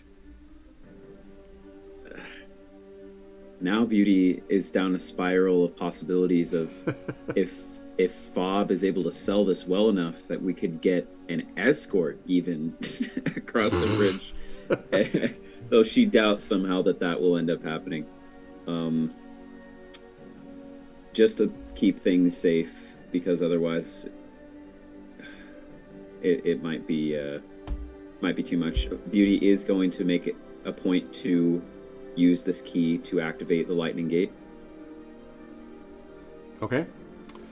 All right. So indeed, when you do this, you activate it, and the gate comes down.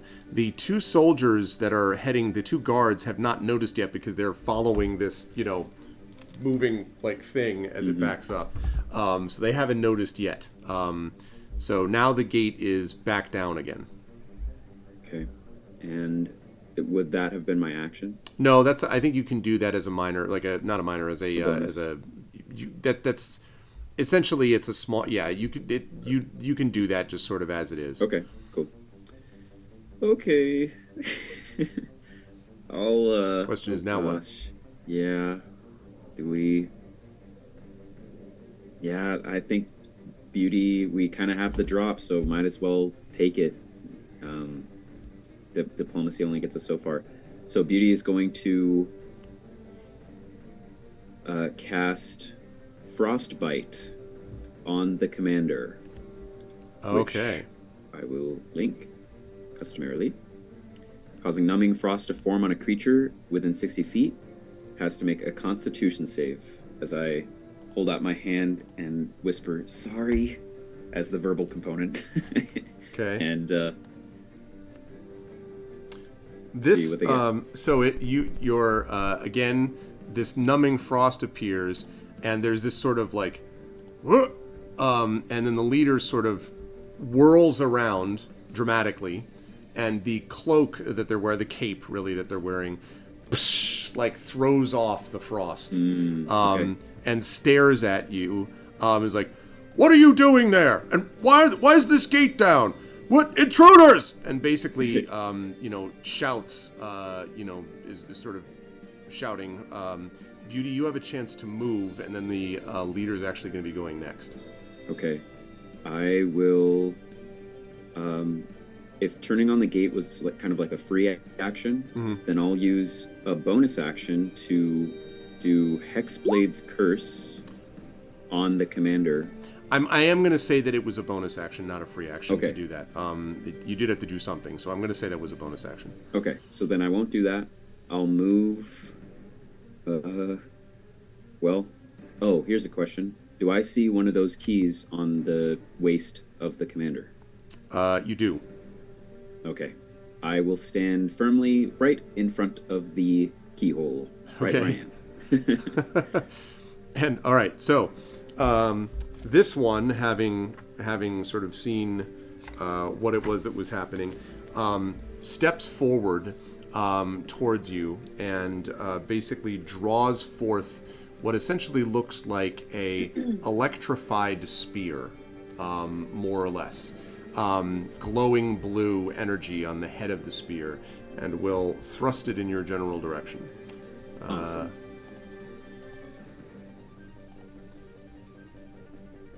Ooh, that's not great. 8, I assume, is not going to hit? No, sir. Okay. So that is a miss, and kind of curses and by the light, but is clearly in your sort of up in your grill, essentially. Great. And that's going to bring us to Beatrice, who is up next. Okay. I think Beatrice, to keep things simple, is going to, already using a bit of these telekinesis kind of powers, has the magic stone cantrip, which allows you to, just take a pebble or anything on the ground and make it a simple, like ranged spell attack. Okay. Fitting with the theme of the holder's, telekinesis-ing things. Okay. And we'll chuck a pebble at the commander as the commander starts to threaten Beatrice, I suppose. Okay. And so, or Beauty, I mean. Go ahead and do that using with the ranged spell attack. Spellcasting. Yep. All right, let's do it. Here we go. +6 to this. Yeah. So that's a 21. That will definitely hit. A hit. And the rock. Dwayne the Rock Wow. Johnson does 6 points. The rock. Can you smell what the rock is cooking? All right. So just and kind of and you said was aiming at this, right? Right. Okay.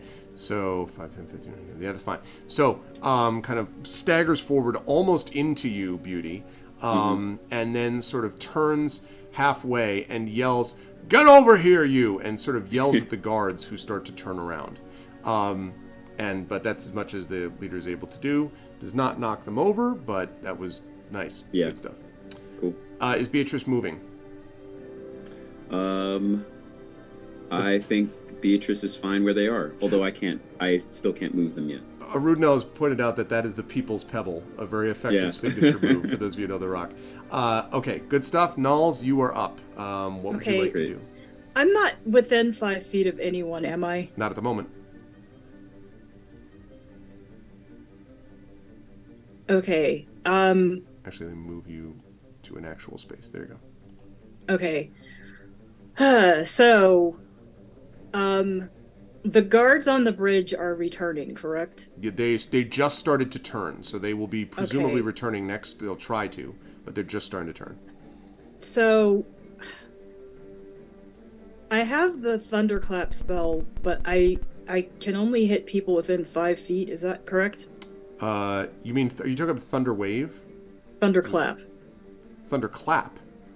Yeah. It's a cantrip, there I it think, is. from Xanathar's, maybe. Oh, from Xanathar's. Okay. Yeah.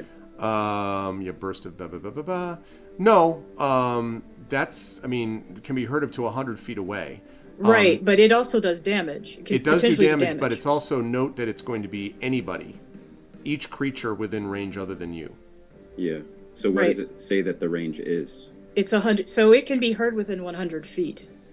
But then, yeah, above that paragraph, does it say like range? It just says 5. That's why it says 5 feet. That's why I Okay. said it's not going to do any damage. Oh, I see. Because That's okay.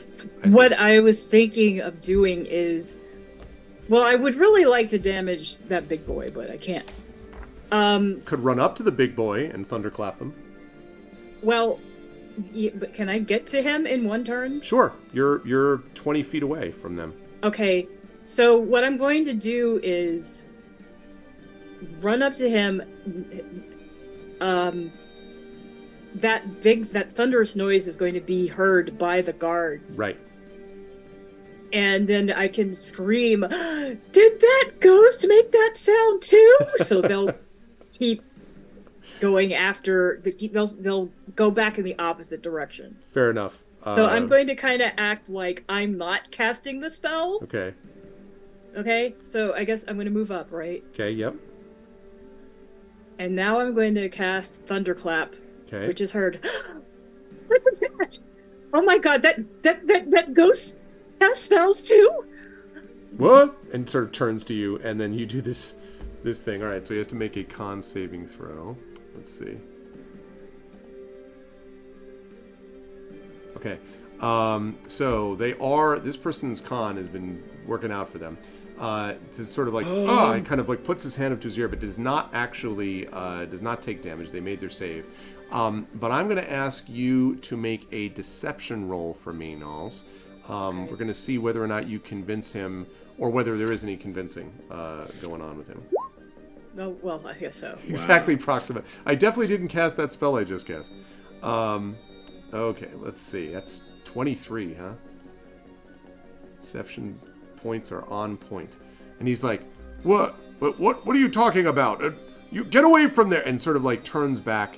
It sort of is. It's an actual ghost, sir. But you have to believe it. You need to get away from. It's a very dangerous ghost. Your people are down on that bridge with that ghost. And so he definitely seems exceedingly thrown off, although still basically because of where Beauty is still like wants Beauty to get away from there very obviously, but is not happy about this situation at all and it seems confused, I think it's fair to say. Okay, so you ran up there. That's going to be your turn, Knowles. That's going to lead us to, first of all, the Acolytes. This one, having heard that sound, turns slightly, but basically seeing Fob in front, I think, is going to continue their attempted assault on Fob. And so thrusts out with the spear. Oh, wow.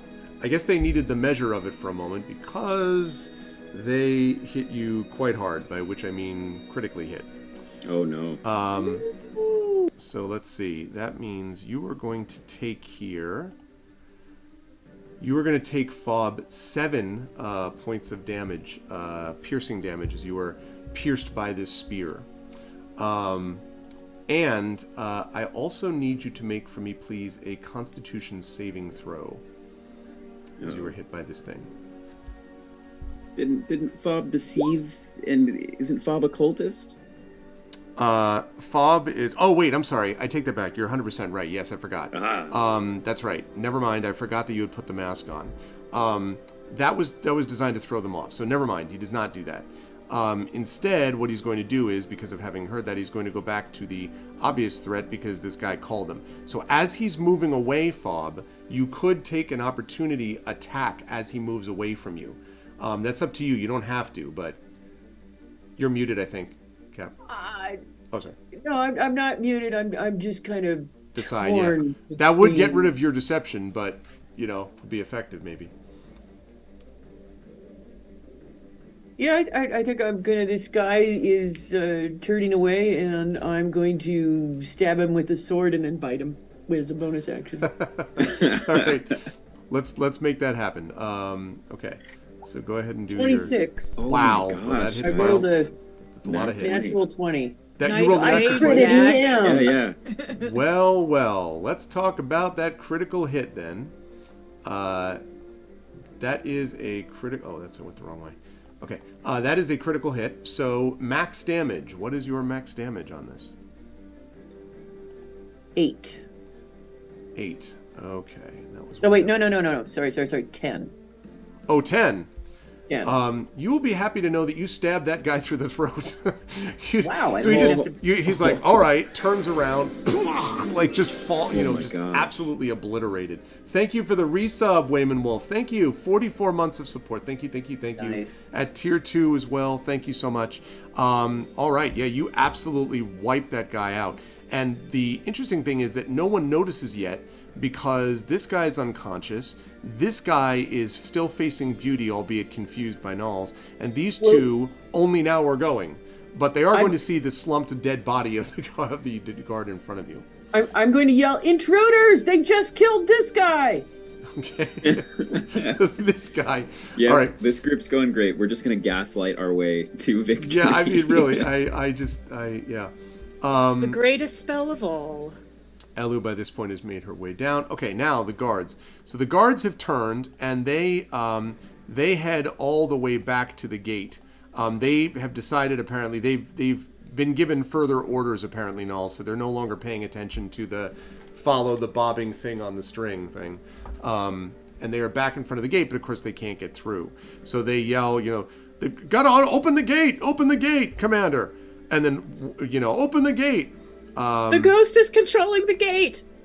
And then they're sort of just like, what? Just open the... So they're yelling it. They can't really do much more other than yell. Fob, it's now actually your turn. That attack of opportunity happened on the guard's turn. So you're now standing next to the body, and you can see the scenario I just described. I yell, watch out for the intruders, watch out for the intruders, and I am going to run, okay, so they're fighting the commander over here? Beauty is sort of standing there while the commander was attacking, after Beauty attempted to attack.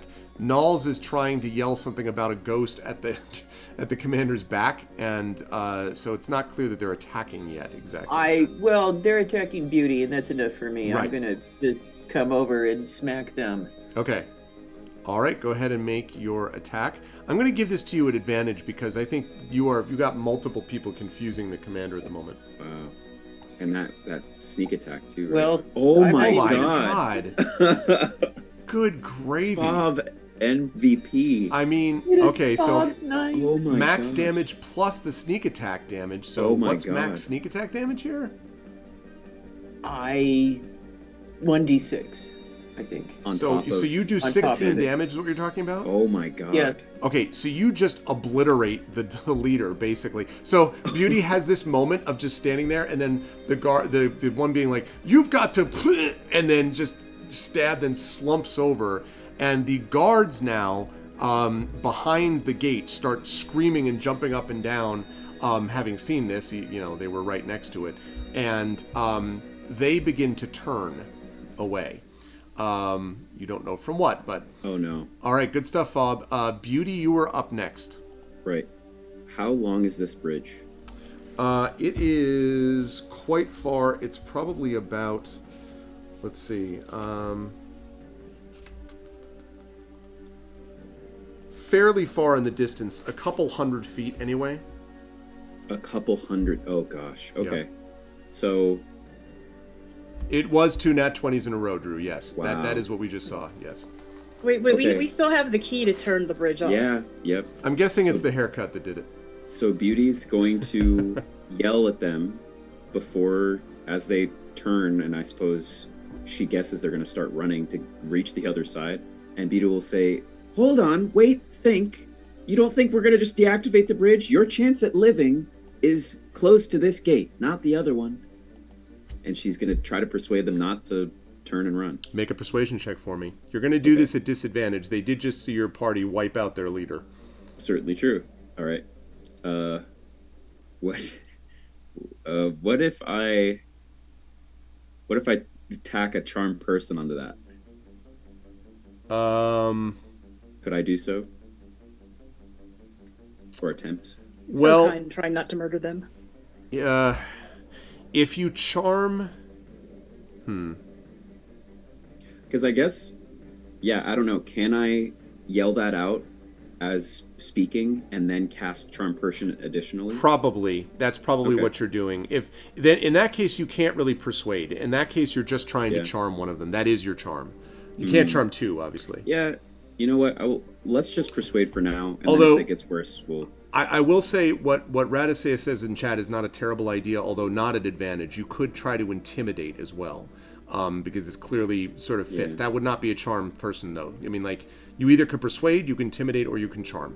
You're sort of we'll try without magic then. Just, common sense. Hopefully, we'll get them. So, disadvantage persuasion.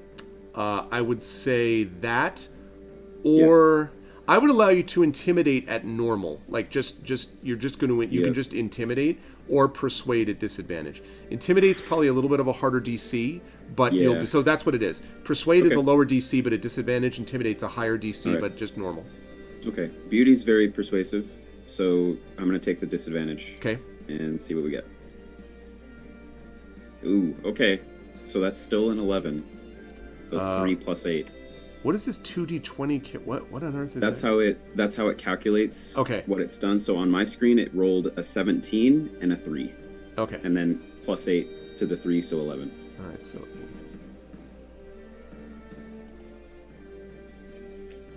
Okay. One of them sort of turns back a little bit and is like, now we're going to see what their reaction is on their turn, because it is not their turn yet. You'll see whether it affected them or not shortly. In the meantime, Beauty, where are you going to move, if anywhere? Was would I? Yeah, I don't suppose so. Beauty does feel a little bad. Like Fob, the first person that Fob killed, like we've just seen. I think Beauty also, based on the direction she was facing, would have gotten a front row seat to that beautiful carnage that Fob has just put on. Mm-hmm. And so, Beauty would look down at the person bleeding out in front of her. I mean, is that true? Is this commander bleeding out, or is he just flat out No, dead? commander is dead. Okay. The commander has been eliminated from the scene by Fob. All right. Well, in that case, Beauty will just kind of give a perked eyebrow to Fob, but say little to none, and remain by the gate with the key. Okay, that's going to lead us to Beatrice. Nulls is on deck. Beatrice, what is Beatrice going to do? Okay. Beatrice will probably turn to Elu and ask Elu what she makes of everything that's going on. Yeah, Elu is just here, is just coming around, basically.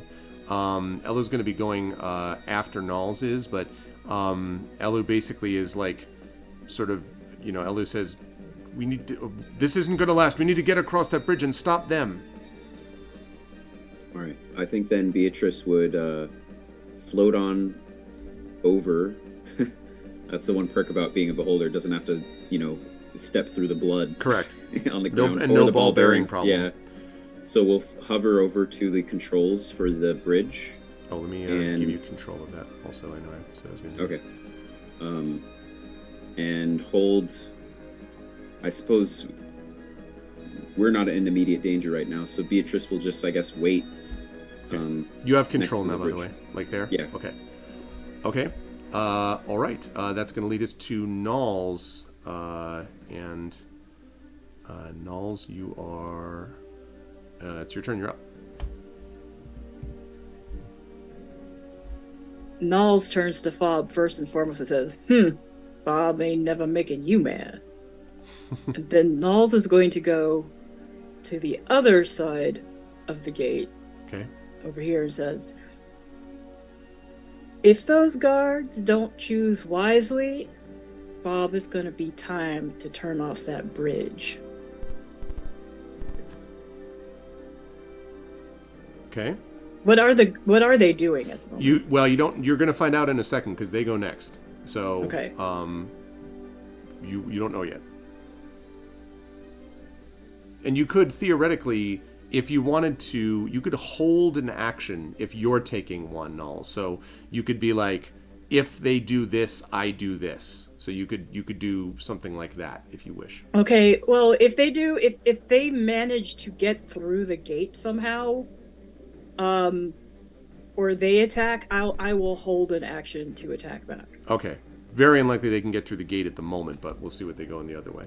Yes, Proxima, take it to the bridge. Exactly. Okay. Well, now it's the beginning of the turn, and now we do get to see. One of these people apparently has been they sort of turns back as like, well, and they sort of turn back this way. The other one pays zero attention and is just booking it down the bridge. Basically just like running at top speed. And that's what they do. Okay. So Fob is up next, and then Beauty. Fob, what would you like to do? Bob would like to remove the commander's electric spear from his corpse, Okay. and then Fob is going to start going after the guards. Okay, you got a gate up. You could tell Beauty to lower it. Fob is out for blood. I'm gonna go stand here and I'd be like, do you want me to go get the guards? I think it would be much wiser to just get rid of the bridge. And Okay. then we get rid of the guards. And I'll stick the key in that turns the bridge off. Okay, that would be up here is where that control is. No, then I will go up there. Okay. I will run up there. Can Beauty before Fob turns off the bridge, does Beauty have an opportunity to say, because there's one guard who's obviously staying. I don't know if they're fully, like, I see there's a little lip there that they could be standing on. Like, this one guard who's decided to err on the side of listening to us, are they in a safe position yet? I mean, who knows about the other one, but I'm asking you, Arv. Yeah, I'm trying, but say that again. I'm not sure I understand the question. So, like, is one of the guards has decided to stay back, and like when Beauty was trying to persuade them to, if they want a chance at living, it's going to be on this side of the bridge. Presumably. Is that guard still on the bridge? Yes, they are still back? on the bridge Okay. because the gate is right at the edge of it. So, Would Beauty have an opportunity to speak before Fob pulls the lever, or is it up to Fob? I would say it's well, yeah, because Fob had asked like of Beauty, I believe, should I do this or not? So I think Beauty would have a chance to like say Okay. something. And these guys just looked like normal guards of the town, not like cultists. Yes, that's right. Okay. So Beauty would say, as Fob Wait. approaches, Okay. yeah. I'll wait until the guy steps back onto the non-bridge part. Okay. Then the one that didn't listen us is paying the price. I'm a big fan of all the bridge jokes in chat. We'll cross that Yeah. bridge when we come to it. They're burning their bridges with those guards. Okay. Given that that's the case, actually Beauty is up next. So Beauty, you would have to turn the key if you want this gate open. Yeah, Beauty is going to turn the key to open the gate and is going to say to this guard on the other side, "This is your last chance to convince your friend to live." And is going to kind of gesture for this guard to step to safety and or try to yell at their friend to come back before it's too late. The guard will do that. Elu, in the meantime, has moved up and will yell. Now, this is interesting. I'm going to have to roll for both of them. He's going to try to persuade his friend, her friend, actually. Okay, the other one. No, the other one is very determined to get to the other side of the bridge, apparently. So this guard continues to move. This one, though, is on this side. And sort of sees Elu stepping forward. And Elu kind of casts her, cloak back, and there's the paladinish glowing white armor and the whole bit. And is like, we were supposed to look for you. You're wanted by the Primarch. And then sort of looks nervously at Beauty to the north, at Knowles to the south, at the dead body of the commander here, at the dead body of the soldier back here, at Fob standing by the lever, and is kind of like, listen, you were, this isn't my fight. And he says to Elu, and he says, but you're not going to convince him. And she points over her, sort of jerks a thumb over her shoulder at the guard who is like, booking it down the bridge. Oh no. And that is, let's see, those are the guards who did that. That was Fob, that was Beauty who opened it up. Okay, so that brings us then to Beatrice. One guard on this side now, standing there. The other guard booking down this way, and everybody else as you see. I think I'll still have Beatrice defer to the rest of us, because Fob's also there, so Beatrice will just sort of float and observe with her many eyes. Okay, Nels, up to you then, because there's just one person left on that bridge. And Elu says, we've got to get moving. That's the same direction we are. So, as Knowles is going to encourage Fob to just drop the Datgum bridge already, she is going to come back over to the commander and loot whatever else is on the corpse, coins, other weapons that might be there. Okay. And say, now, Fob. Up to Fob. Yeah, Beauty gives a If I can, melancholy look, but yeah. nods. Yeah. yeah, So you are dropping it, Fob? I am dropping it. Okay. Which will do... By the way, what else is on the commander? So you have the you've already had the Fob has already taken the electrified spear off the commander. There is a pouch which you see has a couple of coins in it. Looks like a couple of You can't quite tell. There's sort of a strange marking, silverish gold. And then that's pretty much it. Just that, the electric spear that I mentioned, and the key, which I believe was still hanging at the commander's belt. Unless that's been taken, which it might have been. I don't think so. So that's all there is there.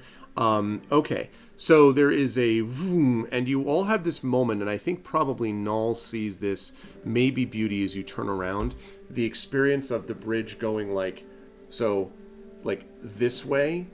It ends like this way, so the energy sort of drops. So you have this moment of watching the guard running and then looking around and like horrified, like running faster, and then the bridge just, passes, the disappearing bridge passes underneath them, and you hear "Ah!" and the guard sort of like kind of just sort of like kind of steels themselves, and Elu's, her face grim, comes up to the guard and says, "This is not what any of us wanted, but you know the situation that we're facing. If you really do want to help, and you don't want what Camria has done and what Arkfeld has done to continue, then you'll stay here at your post and let us get over this thing." And the guard sort of very clearly sort of upset, nods, and just sort of takes a couple of steps to the right. Now I'm going to pull us out of initiative here for the moment, but you can hear in the distance the sound of shouting, which is getting closer. Maybe that others have heard of your situation. Well, I would like to turn the bridge back on and let's go. Okay. Good news is you can turn it back on. The bad news is it doesn't happen immediately. You see the bridge starting to do the opposite. So it starts to extend again, like the energy. And Elu basically pulls a Gandalf to the bridge of Khazad-dûm, like, let's go, type of thing. And sort of heads over the bridge, jumping over, the bodies and bearings and all that stuff in their way. Are the rest of you following? And Fob, are you following as well? Yes. Beauty would ask the group before they cross, does anyone have any rope?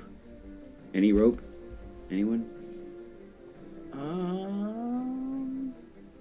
Where would we find that? I have 50 Your feet inventory? of hempen rope. Beauty would say, I'm sure that they wouldn't do this, but we are sort of leaving our lives in the hands of this guard that we just saved the life of. I don't know that we've got enough time to tie them up. Let's just go. They said they won't do it. I don't want to kill any more people. We've killed a lot of people today. Beauty will give them a discerning look. Can Beauty insight what she thinks this guard will do? Sure, but what's the insight specifically that you're looking? What are you to decide whether they're lying or type of thing? I suppose whether they're lying. Sure, go ahead and make that. Okay. You won't have time for much more than that if you. 6. It's totally reliable. I mean, like, listen. All right, guys. Well, this is great. In fact, do you want a ribbon? You notice the guard sort of avoids all of your eyes as you kind of zip by.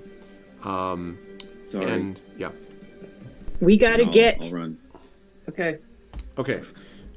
You run over the bridge, and as you run over the bridge and you're kind of zipping down it, there's the very odd experience of you feel a little, almost not an electric situation, but a little tingle in your feet every step on the bridge, which is completely silent, but has a slight give, as if you were running on, I don't want to say trampoline, but let's say on grass or something like that, right, on the ground, as you move forward. And you run across this bridge. Behind you, you hear shouting in the distance, as I say, which is getting closer. And Elu is kind of like, keeps urging everybody on and on and on. After about 200 feet, you get to the other side, and on the other side of this bridge, there is not a gate. This actually leads over here to what is essentially you're sort of almost outside the main kind of floating area of this part of the city, to what looks like essentially grassy hills and the like. In fact, if I pull this back to Camria, we might even be able to see it. Let's see. Yes. You are now over on Cespa, and I'll zoom that in so people can see it. This is Cespa right here. And you can see that Cespa is much more covered with, like, grass and hills, and much less kind of, techno-driven, at least, than Arkfeld, where you just left. So you have this strange experience. It's still a floating island, but you are now on the sort of grass of it. And Elu points towards this region of grassy hills over to the south, over basically on this side, and says, come on, it's not that far. And kind of, books it down to the left. And probably a good, I would say, eighth of a mile to maybe a quarter mile south, with all of you being pretty damn tired at that point after a big run. Elu sort of stops in front of this blanket of tangled shrubs and branches and starts pulling them forward. It's like, come on, give me a hand. And is like pulling these like branches and shrubs out of the way. We do. Beatrice mage hands some stuff. Okay. With beholder powers. All of you helping Nulls and Yes. and Fob, etc. Okay. Yes. You clear this blanket. It takes only a couple of minutes. Again, the sound of shouting getting closer, as clearly they're crossing over the bridge, to reveal a narrow entrance that slopes below a low hill, and the rocky path as she kind of forges through it, and you follow, I presume. This rocky path soon connects with a metal staircase that leads down, and so you go from the sound of just silence to the sound of grass, and then rock as you're running it over, to the sound of clank, clank, clank, clank, clank, clank, clank as you're running down these stairs. And this metal staircase leads down and opens onto a essentially grated steel scaffold, and all of you have this rather disturbing experience, particularly maybe, I would say all of you to a degree, that this is now below the level of the island. So you can see below you just a sheer drop, hundreds and hundreds of feet to the ground below, and you're just standing on scaffolding, this metal scaffolding that's above that, underneath the island. And at the edge of the scaffold is a square standing platform that are fitted with raised metal handrails and straps along the side. There are these interlocking tubes and crystalline connectors that run along the sides to a stand at the front that's rigged with a T-shaped handle. And the back, the platform on the top of it is what looks like basically essentially a piece of metal, again, this piece of metal, but with some kind of fabric or some strong kind of stretchy substance, I guess, for want of a better term, that is over it, on the sort of over the platform. And Elu kind of heads onto it and says, "Come on, we haven't much time." Is this where the gliders are? This is the glider, and she presses a button, and the thing that was above extends, so it's like you're looking at a vector-shaped set of essentially wings above this platform that you're standing on. And by the way, the platform itself is scaffolding, so below you, you can see just holes directly 200 feet to the ground. Great. Awesome. Cool. Come on! We do. Yes. Clank, clank, clank, clank, clank, clank. Okay. And Elu comes over, and you see she's got this very, focused look on her face as she's in the control thing. And she says, "All right, you might want to brace yourselves for this. You've got the handrails, and you can see there are these handrails that you could technically do. You do have a very brief period of time. You can see there are these leather straps that look almost like," and she says, "you can hold on to those if you want," she says as she's staring at the control panel. And you can see these straps are big enough that you could wrap them around your arm, or you could, I don't know, loop them through your your belt or something. But they are they're somewhat long leather straps attached to the side rails here. We strap in. Do you all? Yeah?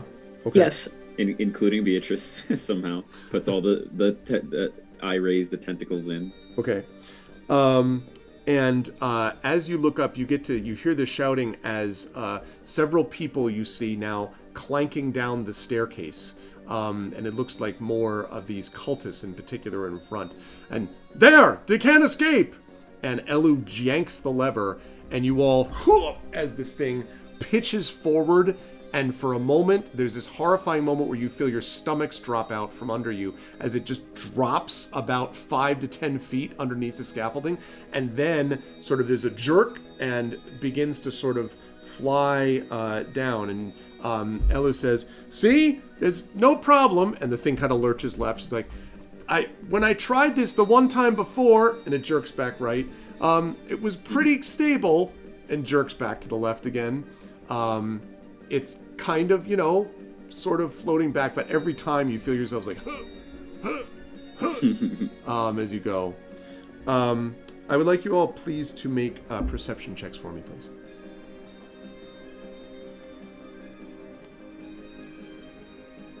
Okay. Fob still thinking about all the massive mega kills. Nulls with a 21, Beauty with a 14. Can you do that for Beatrice? Oh, that was Beatrice. Beauty yours was 17. Okay, yeah. Fob and Beauty I don't think noticed this, but Fob and Beatrice do not notice this, but Beauty and Nulls definitely do. The glider itself has this strange little rumbling hum, maybe from the resonance of the wind against the weird stretchy fabric above you, as it soars through the air towards the fog-laden mountain peaks below. But Nulls and Beauty both hear a faint buzzing sound that is not from the glider, and it grows louder before, as you look back over your shoulder, a pack of orb-shaped metallic constructs streak towards you from the platform above, and as they approach, you, Nulls, and Beauty both see sting crescent blades extend from the orbs as they plunge towards the wings, and we plunge to the end of our session. So, we didn't quite get to the reunion. We will, if you can get past these orbs. That's a great place to start. We will, yeah, like you are suspended in a cliffhanger, or should I say a glider hanger. Wow. I actually had no idea whether you were going to fight, whether you were going to try to... I didn't know if you were going to bluff your way over the bridge and like pretend to be some diplomatic something, or stealth it, and instead you did this combination of things, including Uncle Bones plus the float. That was very cool, and I didn't know exactly what was going to happen there. That was very cool to see. I also can't wait to see what you're actually going to do about this situation that you face. But next time, if you survive it, I swear, we will be on to the reunion. Good stuff. Also, it's 10:25, so the time was perfect for it to be able to kind of arrange this. So I will start, as I move back to the cams here, I'll start with Zach at the bottom right. Yeah, exactly, Rude. No, why do one thing when you can do all of them? Well, that's kind of what they did, actually, in the end. They did all things. So, Zach, Beauty with quite a few things that Beauty was involved with. First of all, dealing with the keys. I think Beauty also had this thing, and I'm wondering if this is going to come up when you get to the bottom of this flight. How Beauty is going to feel about some of the death that was just dealt in front of you, because that was no joke. Even Fob, I think, felt that a little bit when we'll come to Fob in a second. But how did you feel about the way things proceeded and this terrifying glider ride to the bottom, theoretically? How'd you feel about the light bridge crossing, and where will the fine people find you next? This was great. I always love, as a player and a DM, like the simplicity of a situation before you, and the party's got to figure out how they get across, and there's a million ways to do it, and the way that D&D and Esper Genesis kind of like promotes that is very cool.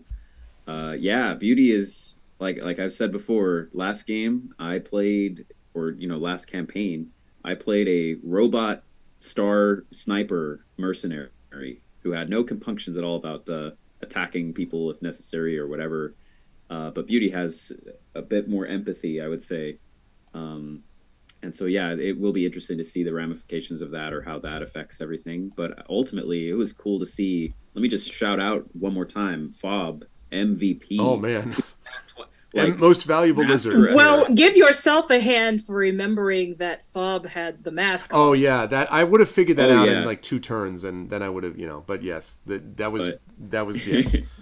which was a Yeah. great move by Fob to begin with. But yes, like you reminded me. yeah, this was definitely Fob's session of like sneaks around, ball bearings, grabs the key, comes back, informs the party, goes back, trips the guy, convinces him that Fob is in the cult, stabs him through the throat, and then kills the other guy too. With Yeah, kunat, it was like, quite a Fob highlight reel. Yes. yeah, Fob, Yes. master assassin. Like this movie, when it's made, like the only star power that they're going to cast for this show is getting Idris Elba to play Fob. You know, Right. so- Lizard born. yeah. You know, like Anyway, so yeah, that was awesome. A lot of fun. Loved the puzzle aspect of figuring out how we're going to get across, and I'm curious to see what we find at the bottom, and also I guess curious at the potential, the insinuation of our characters meeting each other and what that will be like. I think Yes. that'll be the interesting first.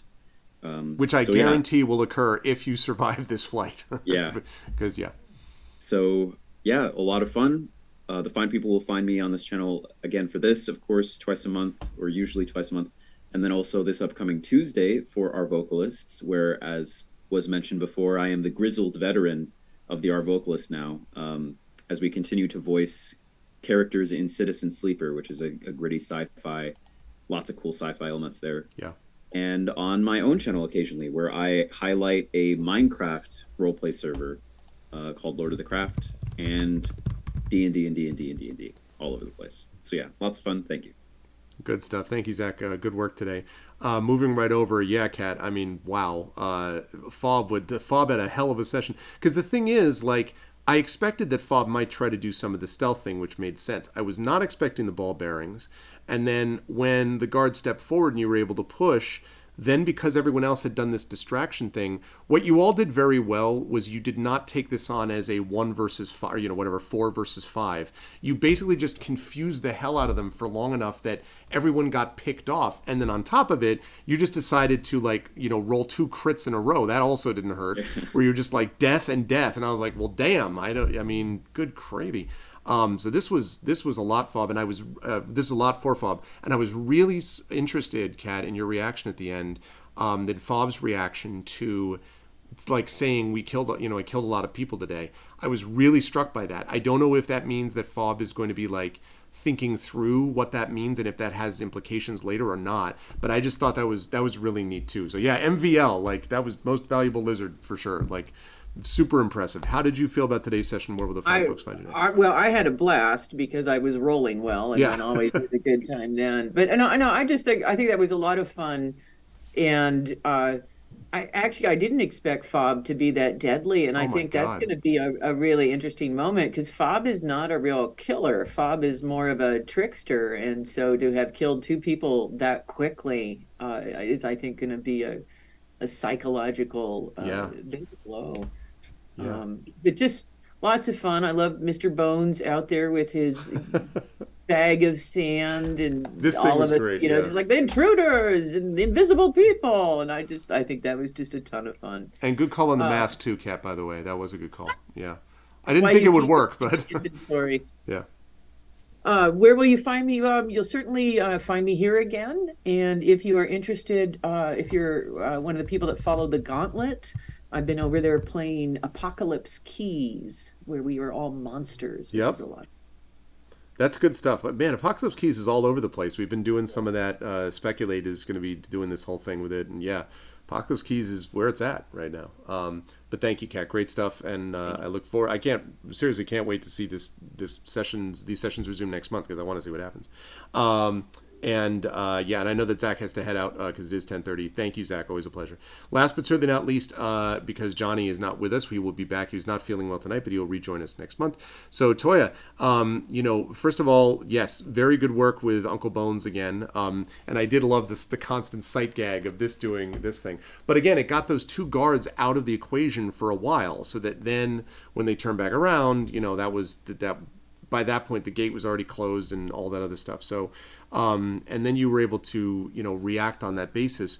And I will also be interested to see what if any, Null's reaction might be to all the stuff that just went down from every person one way or the other. Because as you said, as Noel said coming up, like clearly don't piss Fob off because because bad things will happen. But I'll be curious to see how Noel feels about the rest of it, and now that you're on this glider path down to whatever, how you'll feel about the escape.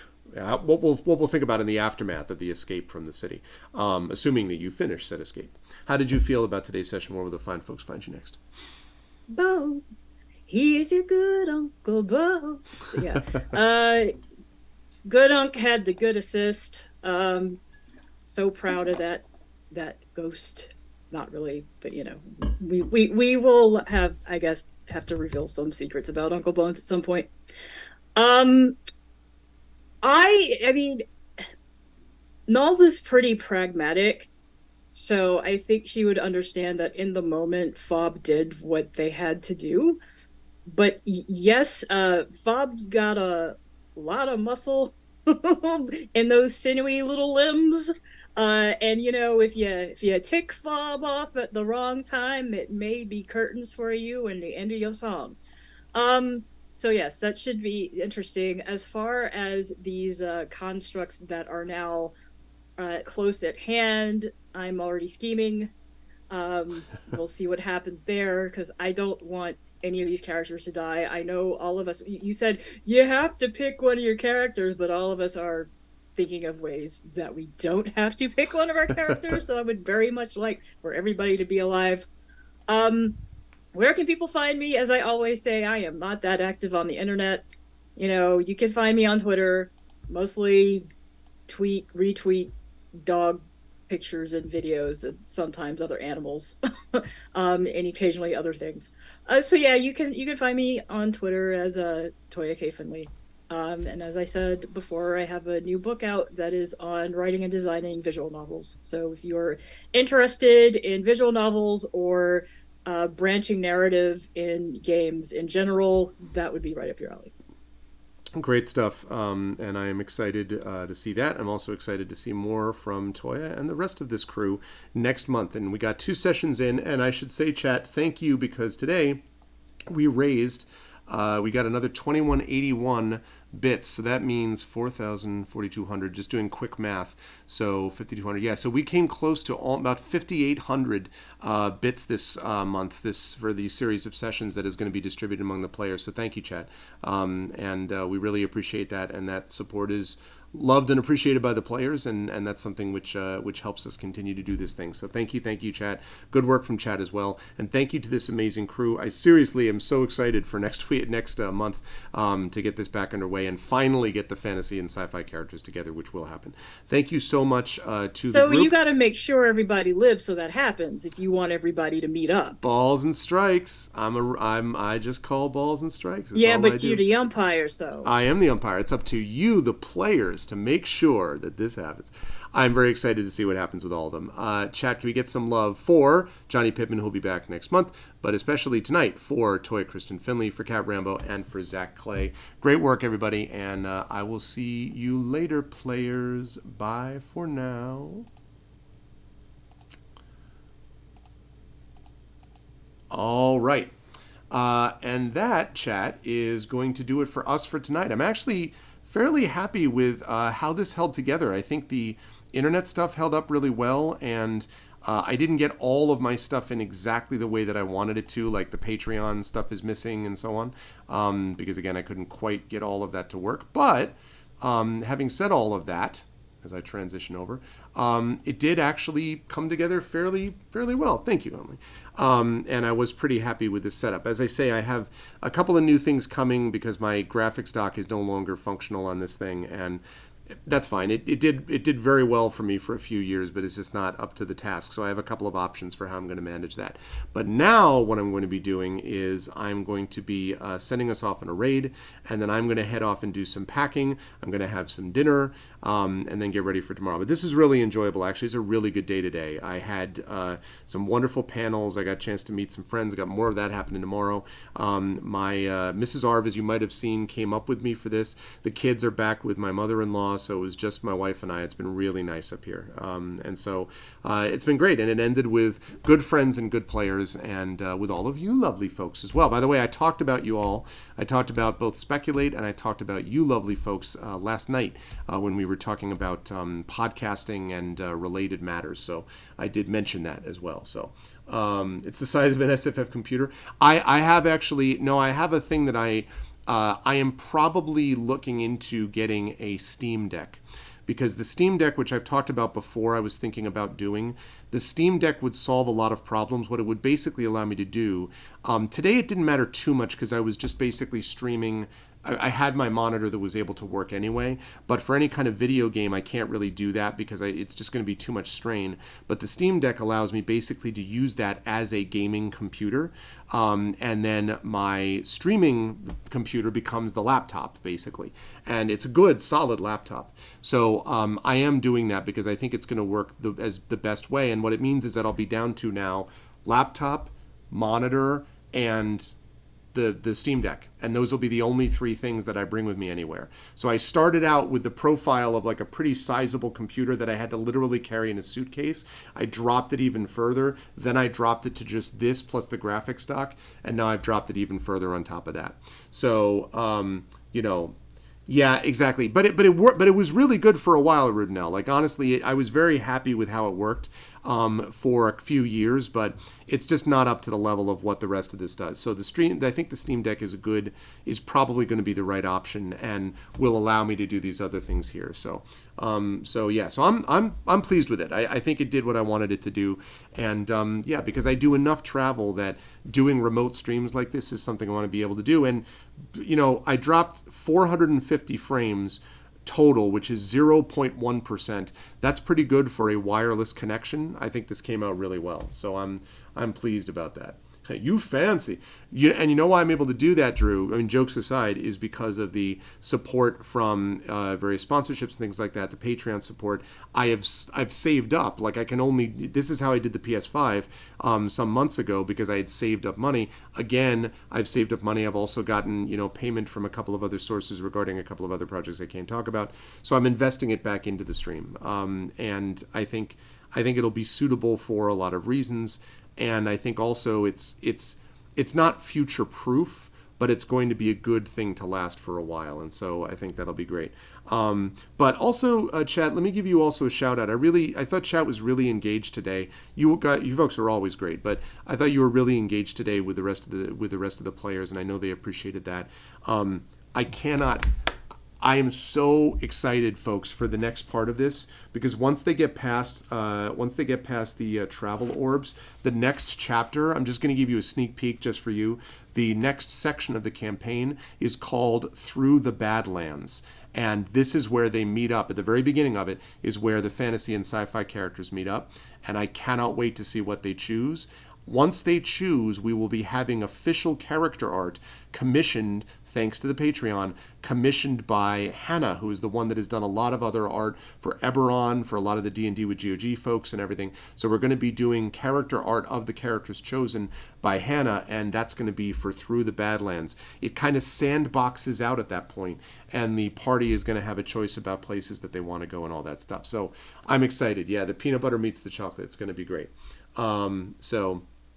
Yeah, I love this community so much.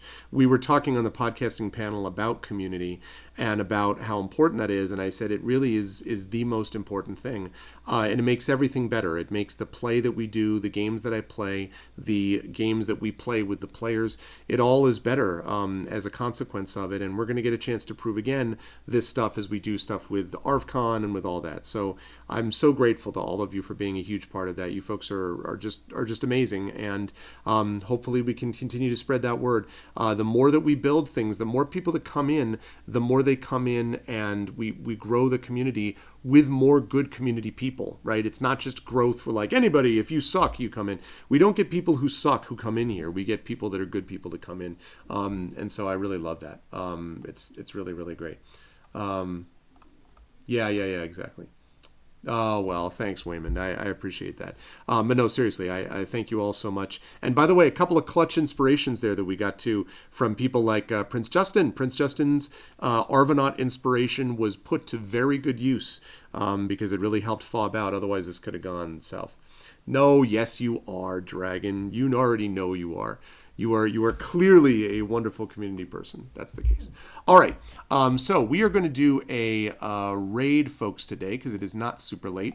I'm going to send you off on this raid, and the way that we do raids is very simple. Don't forget, by the way, since I see Triffid on there, don't forget that Triffid is going to be working and assisting, basically assisting me with a lot of this stuff relating to stuff with the channel and a couple of things semi-related to writing stuff as well, although a lot of it's focused on the channel, which is really great because you all know and love Triffid for good reason. Triffid is super awesome and is quite reliable. So I'm very excited for that because it means that I will be able to, with a little bit of that overhead stuff kind of lifted off my shoulders, it means that I will be able to put even further work into stuff like, for example, not only some writing stuff that's come my way relatively recently that's pretty exciting I can't talk about yet, but also on the channel stuff I can be ready in, prepping for like leading up to ArvCon and all that kind of stuff. So I'm so excited that I get to do that, and again, I'm able to fund it. I want to pay Triffid as much as I possibly can over as we can, but at least initially I'm able to do it at all because of the support that I get through subs and through the Patreon. So thank you all for doing that, and it means that we get to work with awesome people like Triffid. Okay, with all that said, we are going to do a raid, and the way raid works this way. While we're doing this, by the way, also let me thank everyone. Firstly, Arv Raid, which is the Arvanauts Have Landed, followed by Twitch Raid, lowercase Twitch, uppercase R, lowercase AID. Sub Raid is Arvany Hype, and then Twitch Raid, Arvany Roar, Arvany Woe, Arvany Witch, Arvany Smug, all the Arvanys. Please do all of that. Can I also say thank you to Alligator Alley Entertainment for sponsoring us on Expedition from the Mysterious Peaks, and also there is hopefully some cool stuff, cool new news coming from them. They are also, of course, the ones producing Gray Shade, the tabletop game, which Brandon O'Brien is designing, so you'll hear more from them and me related to Alligator Alley down the line. So thank you, AAE. Much love to you folks. If you like what you saw and heard, please follow the channel. Check out our YouTube at !ArvTube. Please sub to me over there. I always have a bunch more content. I'm going to upload the video for this up there, which will go live tomorrow in 24 hours. Twitch Rate... what did I just say? YouTube. Exclamation R2. Exclamation point ArvCord is the Discord channel. Please join us over in the Discord. It's always hopping over there. Exclamation point ArvTweets is my Twitter until the site completely collapses, and then maybe it'll be ArvSpout or whatever I end up next social media wise. That is an alternative to Twitter once Twitter finally collapses and shuffles off this mortal coil. In the meantime, it's exclamation point ArvTweets. Website arvanellaron.com. Financially, exclamation point ArvShop, the merchandise area. Triffid is going to help me a little bit with revamping that. Exclamation point ArvTreon is the Patreon, which is good stuff for you and good stuff for the channel. Again, that's what allows me to do stuff like bring Triffid on, and allows me to pay for the character art with Hannah, and allows me to do all that stuff. So that is all very much appreciated. And you can get cool stuff for yourself. Plus the channel, I'd love to get a new Arvanaut Idol contest. I'd love to get a new Talisman tournament, but that Patreon needs to continue to go up so that we can afford to do things like prizes for that and so on. So that is a big part of that. Exactly, where ideas and creative dreams are sown and grown. How poetic, Waymond Wolf. How poetic. That is the Patreon. And of course, subbing to the channel, as many of you did today, like Waymond Wolf. Thank you for those subs. Again, that really does help as well. And you get those custom sub badges and emotes and all that kind of good stuff.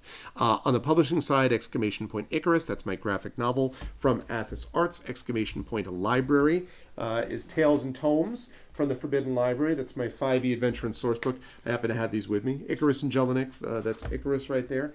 And of course, exclamation point Gray Shade, this book right here, which is my novel that came out last year. The sequel to this, Renegade, will be out later this year. Heretic will be out next year. That's the conclusion of the Grey Assassin trilogy. And the tabletop role-playing game will be later this year. And the audiobook by Trent Sparks will be later this year as well. All of that you can either order or pre-order at that exclamation point gray shade link. And finally, exclamation point, actually not finally, sorry. Don't forget exclamation point Klein, Klein, because tickets are on sale for the ArvCon kickoff event at the Klein Memorial Auditorium in Bridgeport, Connecticut, a live Dungeons & Dragons event in front of an audience. It's $5 is all it takes to get tickets either in person or online, and it's going to be a night you will not want to miss. It's going to be badass. I'm very excited for this. So that is exclamation point Klein.